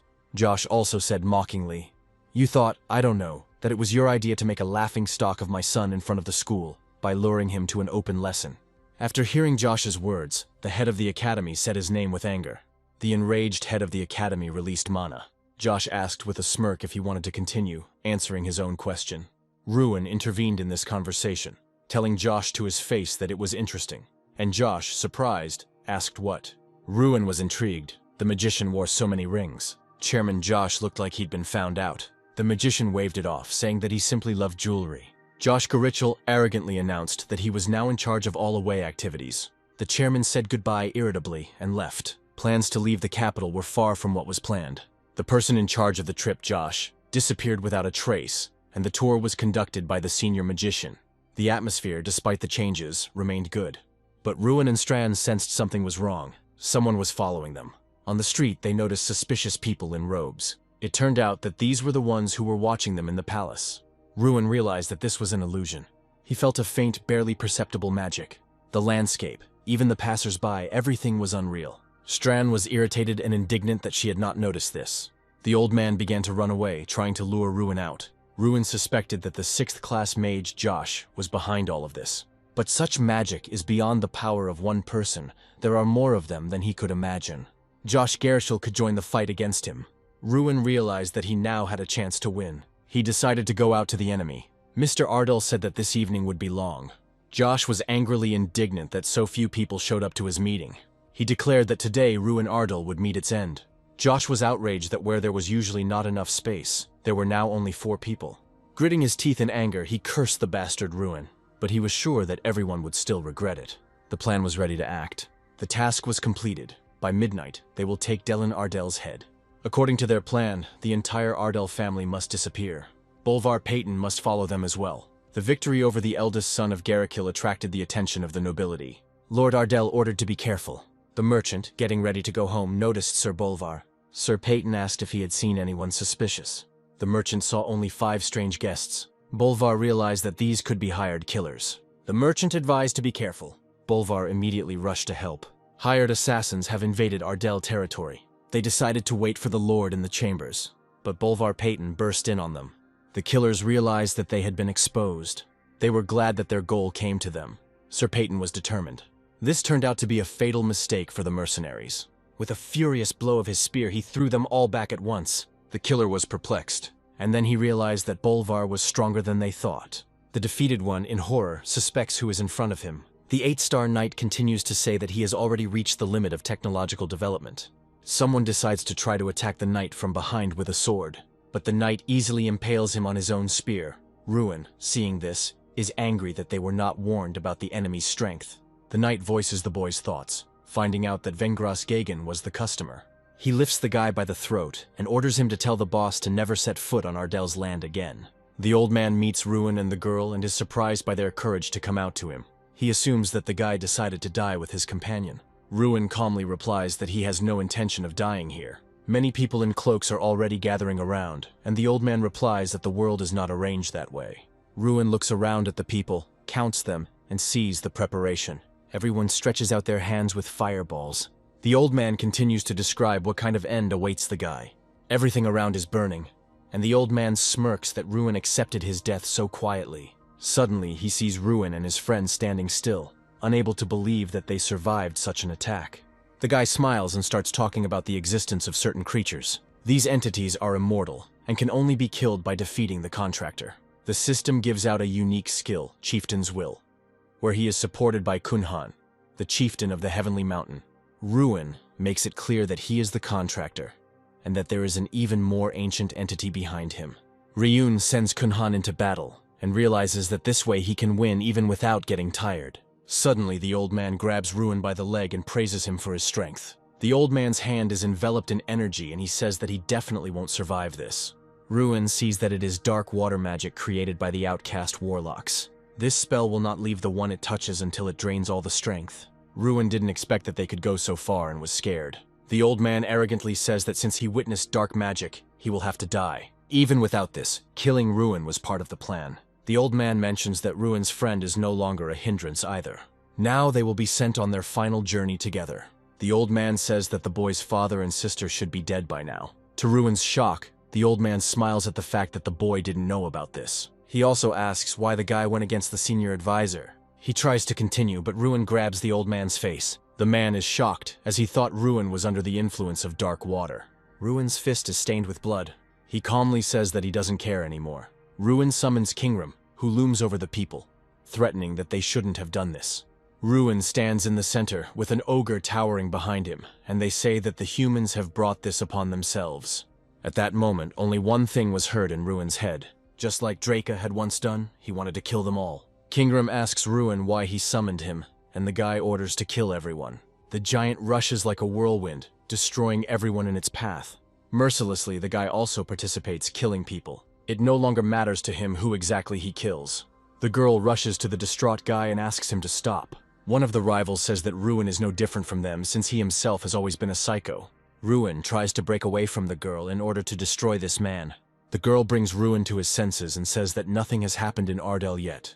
She screams that if the guy doesn't stop, he'll end up like Drac. After all, he was called the Destroyer of Worlds because he went mad with power and destroyed the entire world. Strahn reminded Ruin that he was not Draca. His destiny did not belong to Ruin. Ruin finally sobered up. He felt sorry that he made Strahn worry. Ruin turned to one of the attackers with the order to tell him everything he knew. The mage said that 5 of the assassins from the Myeongdan group, which does not include mages below the 6th level, have already arrived in Ardell. The killer's last words were that most likely Ruin's entire family was already dead. He was pierced by a spear thrown by someone and fell dead. Josh Garishil emerged from a dark alley. He was unhappy. His best men could not cope with Ruin. Ruin was angry that Josh Garishil dared to attack his family. Garishil hit Strana and Ruin with a blast of black magic, and they both fell to the ground, unable to withstand it. Ruin was furious. Another of his opponents turned out to be a black magician. If this was found out, the best outcome for Garishil would be the dungeon. Josh Garishil confidently stated that no one would know about it because Ruin would be dead. Ruin couldn't even move. Kingram's summoning had already ended. Behind Garishil, portals pentagrams appeared, from which dozens of copies began to fly out. He wanted to finish off Ruin once and for all. The hand waved, and the spears began to fly rapidly towards the Ruin and the country. Suddenly, a shield appeared in front of Ruin and the country, conjured by the head of the academy who appeared out of nowhere. Josh Garishil didn't expect to see him here. The leader used his power, and the illusory field, enchanted by Garishil's minions, began to disappear. It was created in order to hide the alleged murder. However, this field was useless against a mage as powerful as Tyrion Ignid. The field had a flaw. It would disappear when a higher-level mage cast a spell inside it. Garihild was mad. He spoke to Tyrion and said that the whole city would be destroyed if he tried to kill him. The only one who should suffer is Gerihild. Tyrion had already put a barrier in place to keep the city from being harmed, and he was furious with Gerihild not only for his dabbling in dark magic, but also for trying to harm his apprentice. For this, Tyrion himself passed sentence on Gerihild. Gerihild tried with all his might to hurt Tyrion. Everything calmed down, and the country came to the conclusion that this was a crushing victory for the leader, because the gap between the two magicians was too big. Ruin agreed with her. This difference was of a completely different scale. The head of the academy stood over the defeated Josh Garachil, lying on the ground. The leader turned to Ruin and the country and asked if he was okay. The academy students, hearing the noise, began to look out of the hotel windows. Everyone saw the unsightly picture of Garachil lying on the ground, and the head of the academy standing over him. The sound of boots was heard. Princes with a detachment of soldiers were approaching the heroes of the silent scene. They were very worried about Lord Ruin, who was targeted by the dishonest Garachil. They both ran up to Ruin with alarm. The princes tried to show that each of them was more worried about Ruin than the other. Nothing changed. Finally, they noticed Tyrion and the man lying on the ground. Josh Garachil lay face down on the ground, not moving. One of the princes shouted furiously that this would be immediately reported to his father and that Garachil would be arrested. The second prince agreed with his brother, adding that every member of the Garachil family would be punished. Ruin stopped the flow of their anger and asked for one request to be fulfilled. He wanted to make sure his sister and father were safe. Waiting for an answer about the state of his family dragged on for half a day. A very nervous half a day. Finally, the deputy captain of the Royal Knights reported the answer. Everyone was safe. Ruin's father already knew about the attack. Bolvar Payton successfully neutralized the mercenaries. Moreover, it was possible to find out the name of the one who organized the attack. Josh Garachil had accomplices. The one most involved was Vengras Gagan. The princes, hearing of this, were disappointed at how rotten everything was in the kingdom, and they immediately decided to remove Sir Vengras and remove him from all his positions. The deputy captain was taken over his position. The question remained about the position of Garachil. Someone had to take the place of advisor and defender. One of the princes approached the head of the academy with a request for assistance, which surprised him and everyone standing nearby. Tyrion tried to refuse, but the prince insisted. The kingdom was in a difficult situation, and the help of reliable people would be very useful. The princes had long been trying to lure the head of the academy to the capital, showering him with gifts. But he refused every time, because he believed that a teacher had no place in politics. Now that the princes had made their request publicly, the disciples began to persuade the headman along with them. With a heavy sigh, the leader realized that it would be impossible to refuse. The only condition was that he would occupy the position temporarily until a candidate was found, and the princes were happy with even this decision. Jason and the crowd of academy students looked at the leader with admiration. Ruin smiled softly. He was glad that everything ended well. Dawn came. Ruin dreamily looked at the sky and thought how quickly time flew by at the academy. The final exams would soon begin. The trip to the capital did not end due to tragic events. It went according to the original schedule. Rumors have begun to circulate in the capital that Mikhail Garagil is leaving the academy shortly before completing his studies. Ruin and everyone else understood perfectly well what his departure was connected with. Mikhail's father, Josh Garagil, was placed in prison. The mages supporting him immediately fled. There were also rumors about Shakil. He fled to Ferna. The Garachil family lost support and power. The Ardell family celebrates triumph. Meanwhile, in Fern, two of the royal guards held back Shakil Gueragil as he tried to get inside. Suddenly he rushes forward, breaking free from the guard's grip, and he falls to his knees before the crown prince of the kingdom, asking for forgiveness for the uninvited visit. The crown prince stands up straight, looking down on the visitor, dressed in a perfectly fitting uniform.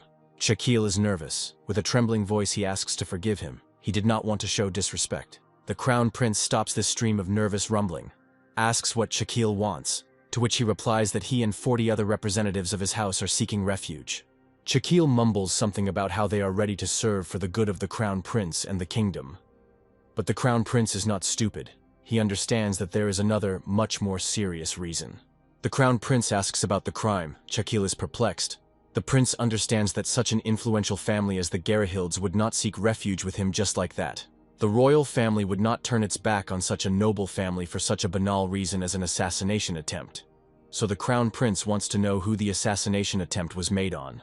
Shakil hesitates to answer. The crown prince says that giving refuge to the Garachil family would be against justice. The prince sees no reason to provide shelter. Shakil is scared to death. His only hope is fading. The crown prince turns to leave, throwing over his shoulder that he will not arrest Shakil. Shaquille can't let him go, so he names Ruin Ardal as the person he attempted to assassinate, and the Crown Prince's face lights up with interest. The prince asks the name again. Shaquille confirms that it is the same Ruin Ardal. The Crown Prince is interested in what Shaquille said. He wants to know the details. With false friendliness, the prince offers Shaquille a cup of tea. 3 months had passed since the events in the capital. The new year had arrived, and the academy was covered in snow. The academy grounds were full of people. Nobles came here from all over the kingdom, and there was a reason for this: the final exam. Graduates demonstrate their skills by passing tests, which allows them to prove themselves to nobles who may offer them work. Today was the day of the exam. Ruin, Strana, and Jason were sitting on a bench in the yard. Ruin thought about how quickly time had flown by. Jason notices Ruin's thoughtful mood. He pulls him up. Ruin asks if Jason was prepared. Jason replies that he doesn't see the point in bothering, since he'll be going to Ardal with Ruin anyway. Someone is calling Ruin. His sister arrived. Ruin was glad to see her. Behind her, he could see his father and Sir Peyton. Ruin was glad to see them all, especially after recent events. He remembered again what had happened. It lay like a heavy burden on his heart. His father hastened to reassure Ruin, saying that on the contrary, he was proud of his son for his steadfastness. Ruin thanks his father and Sir Bolvar again. Sister Ruin notices the country, wondering who the lady is standing next to her brother. Ruin understands that the excuse about his cousin and relatives won't work, so he tries to justify himself by saying that Strana is just his friend. Not only has Ruin's family come to visit, but Jason is trying to introduce himself to Ruin's father by calling himself his adopted brother.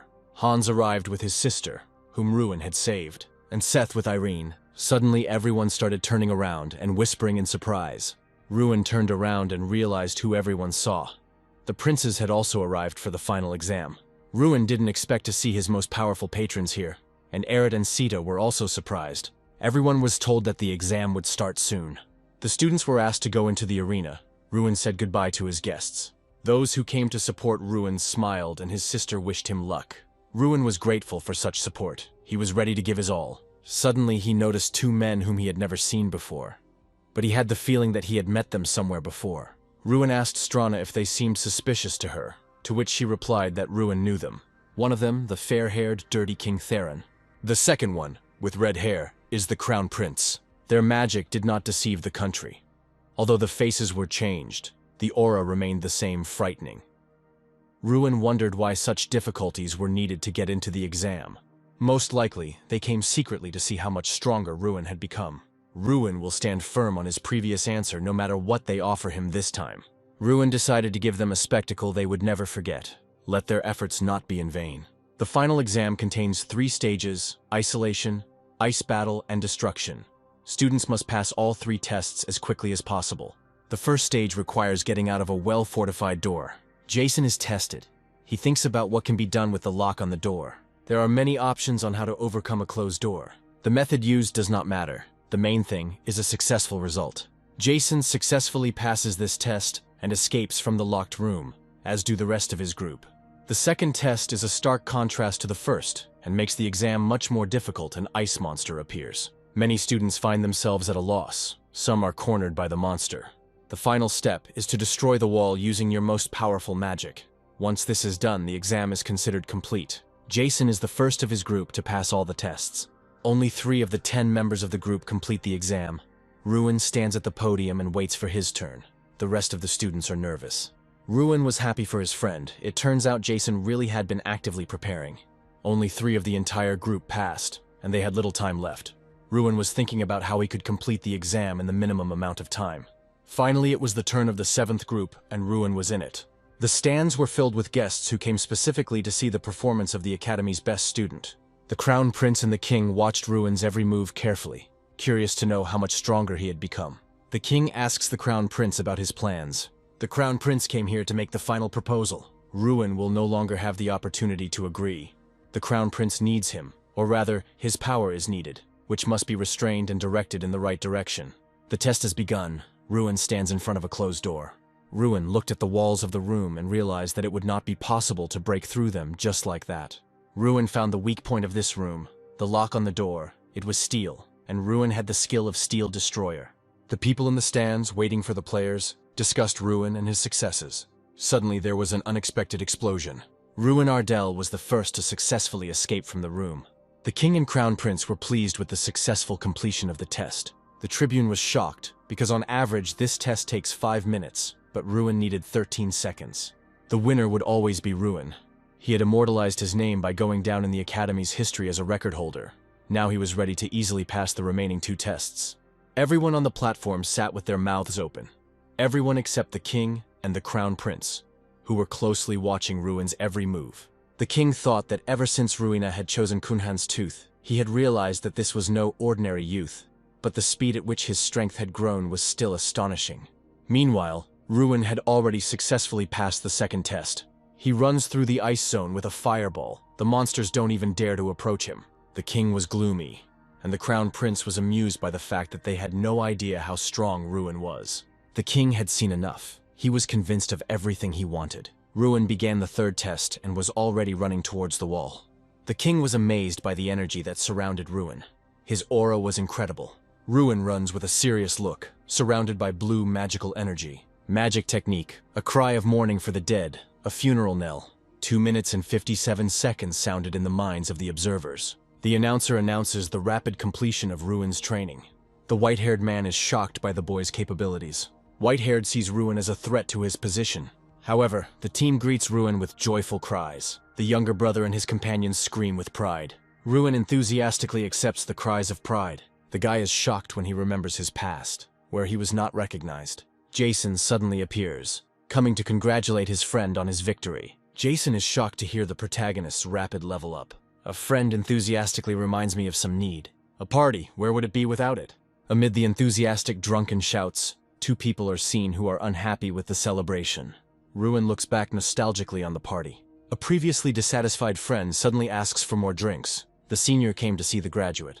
The chapter reminds us of the release and suggests having some fun. Ruin thanks his elders for teaching him. The elders say goodbye to Ruin, because he has a difficult journey ahead of him. The young man is invited to become a professor for the next graduates. Drunk Ruin in thoughts, the head of the Eastern Trading Company interrupts the calm.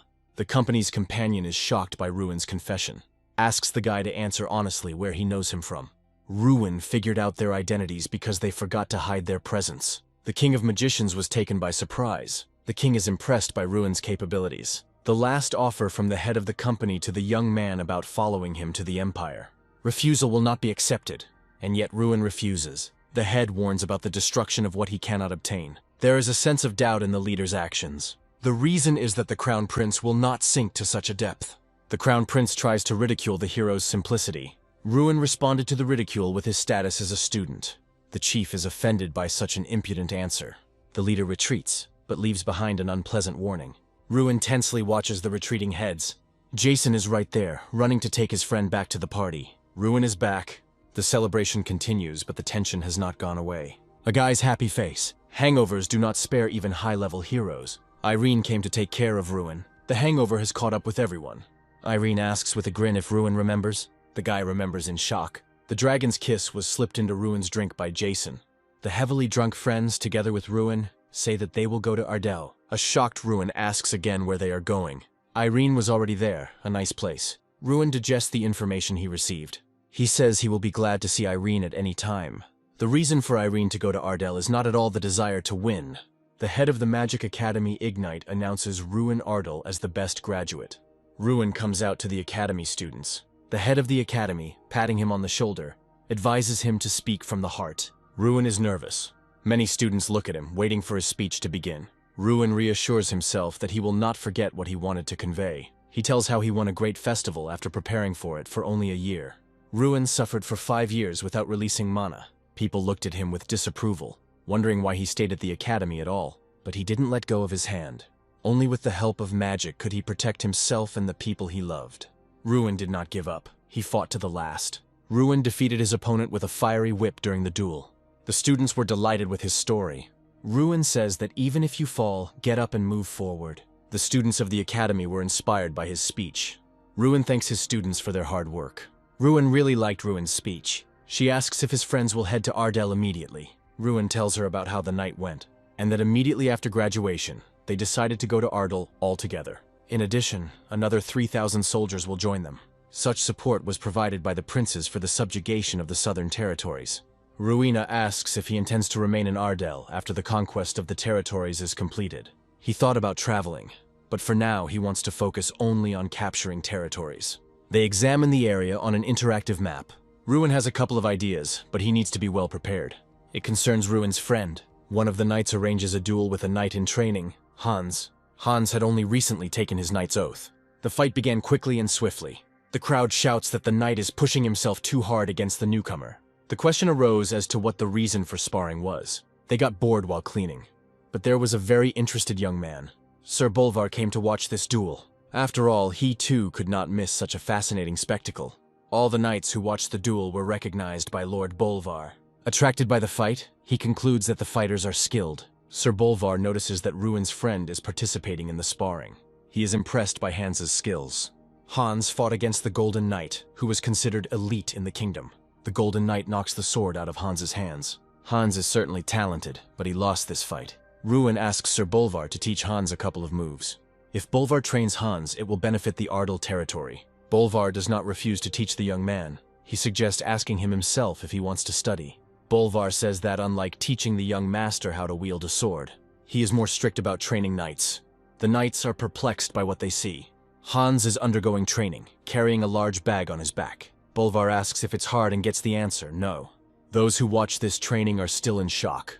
Ruin feels sorry for Hans. Hans is happy that Bolvar will be training him. He is confident that he can handle the training. The observers ask the stranger his name.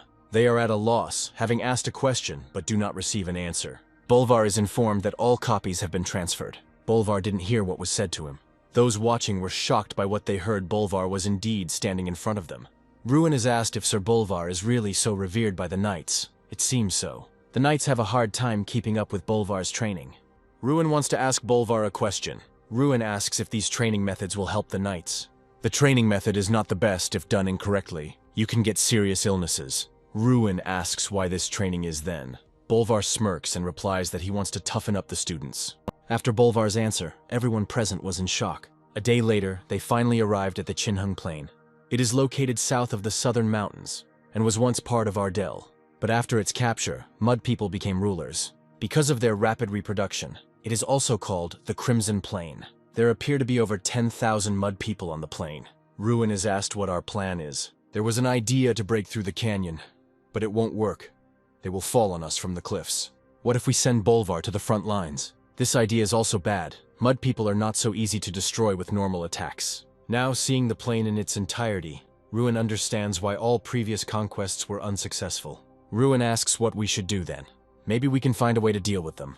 One of the knight captains claims that there is only one way to break through head-on. If they doubt, they will definitely not win. The captain is told that this plan will involve a large number of deaths. When we receive support, didn't we plan to attack with a group of 300 people? The captain does not understand why the decision is being delayed if they have large forces at their disposal. It's all because it's not about the quantity, but about the terrain. You can't pass through the canyon calmly. We don't need to cross the canyon but to lure out the enemy. Ruin asks the captain if this is a good idea. The captain doesn't understand him.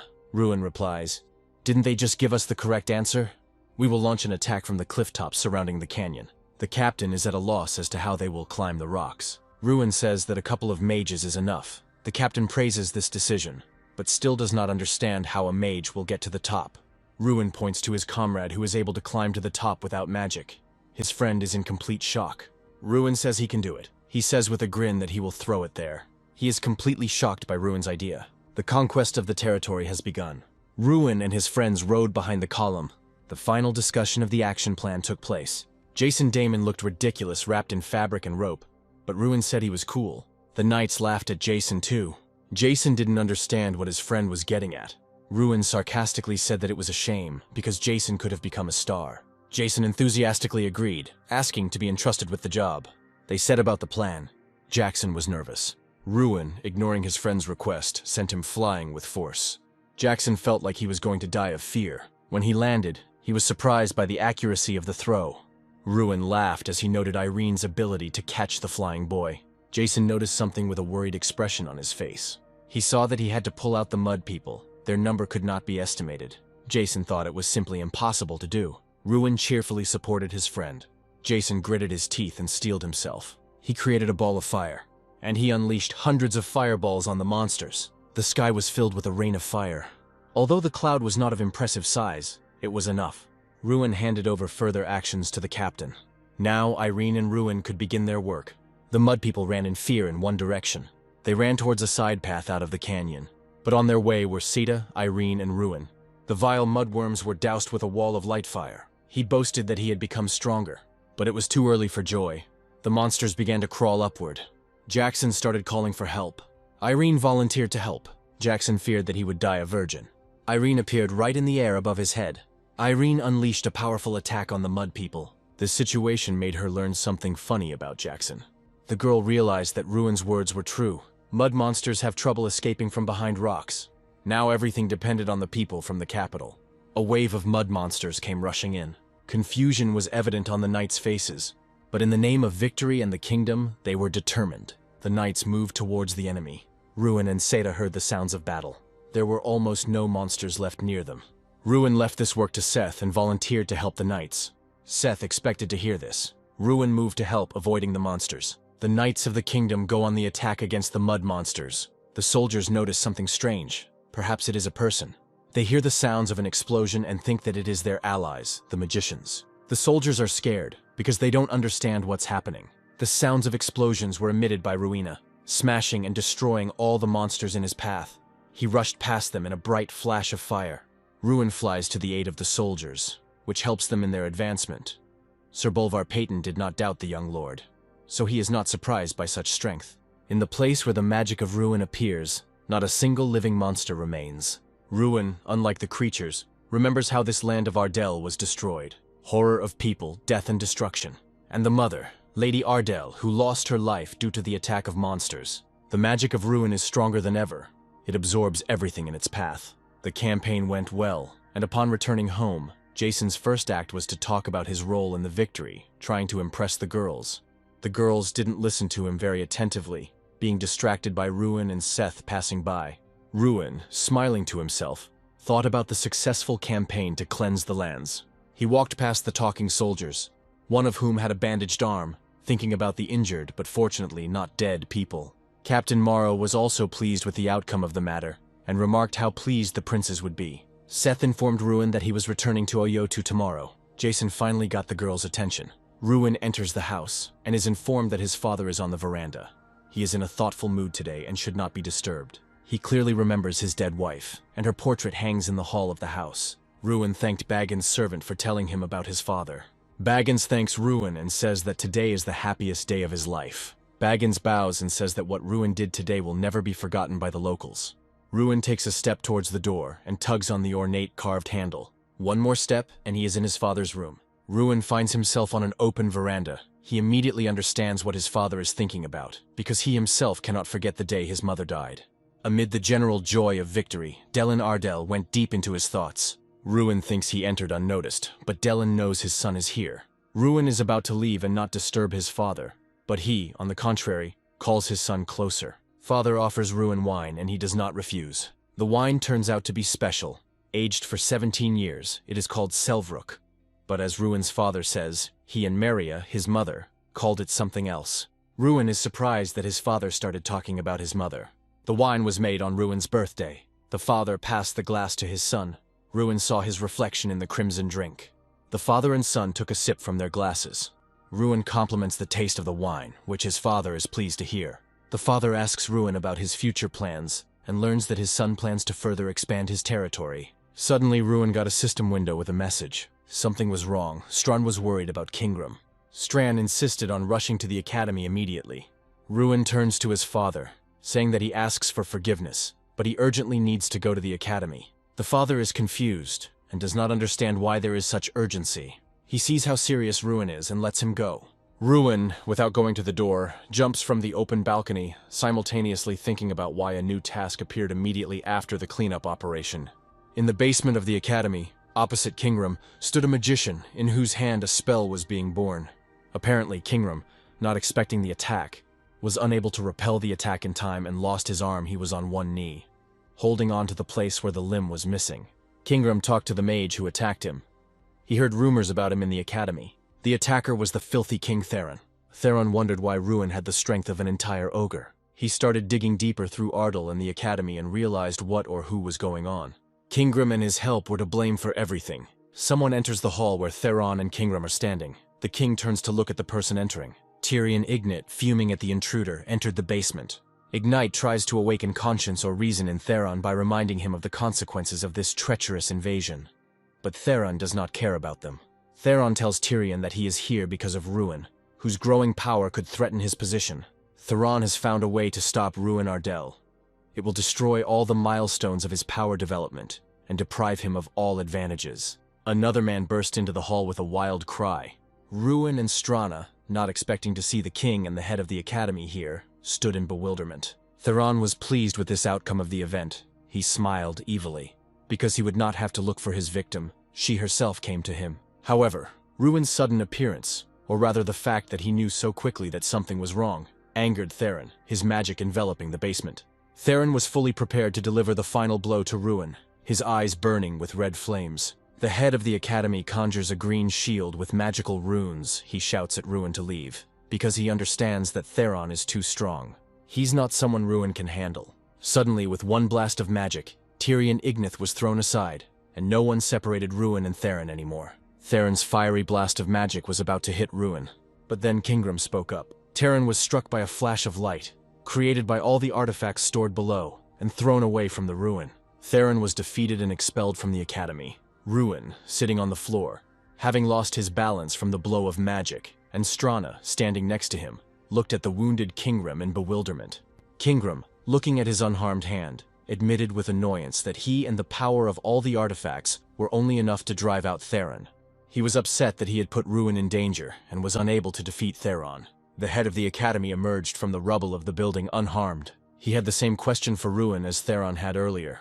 How Ruin knew that something had happened at the academy. Why he was able to arrive there so quickly. This same question worried Kingram. Ruin became nervous. He hoped that they would believe him, because his story could sound crazy. Ruin explained everything, and the head of the academy finally put together the missing pieces. Tyrion assumed that Theron did not know about the full power of Ruin, but he could not help but notice her growth, so he was afraid that Ruin would encroach on his place. Ruin understands the danger. The Dirty King has set his sights on him, but he doesn't have enough strength to defeat him yet. A notification about the completed task arrived on the system panel. The reward was the opportunity to destroy Kingram's oath. Long ago, Kingram lost to Freud Ignite, the predecessor of the head of the academy, and was bound to an artifact to serve the academy. Ruin asked Kingram about the destruction of the oath, to which the ogre asked in surprise how Ruin knew about this. To destroy the oath means to allow Kingram to return to his original form and leave this place. The Ruin artifact allows you to do this as a reward for completing a task. But there is one thing to destroy an oath. The consent of the one who gave it is required. The head of the academy, as the representative of the man who had taken the oath, made it clear that Ruin's will was his will too. Kingram's seated body was engulfed in a blue glow. Bright blue rays of magic emanated from him. The oath was broken. It was surprising. No one expected that the Ruin artifact could even destroy a contract. Kingram turned to Ruin. Ruin was in big trouble. Everyone knew that. He was not ready for a fight with the King of Magicians. Kingram said he knew a method that might help. But to do this, it was necessary to leave this place. The ogre straightened up to his full height, holding his severed hand. Kingram invited Ruin to come with him to Heavenly Mountain. Ruin didn't expect such an offer. A prison guard screams at the top of his lungs that the underground prison has been attacked and one of the prisoners has escaped. There was a gaping hole in the thick brick wall left by a shock spell. The ones who attacked the prison were mages. 7 people in black cloaks stood in the middle of the forest, and next to them was the escaped prisoner. His name was well known, Josh Garrickville. Garrickville thanked one of the black cloaks for saving him, for the fact that the unknown person saved him personally. The unknown person made it clear that it was not a matter of sympathy for Garrickville. The unknown man in the black cloak was the crown prince of the Shomerton Empire, Raynak.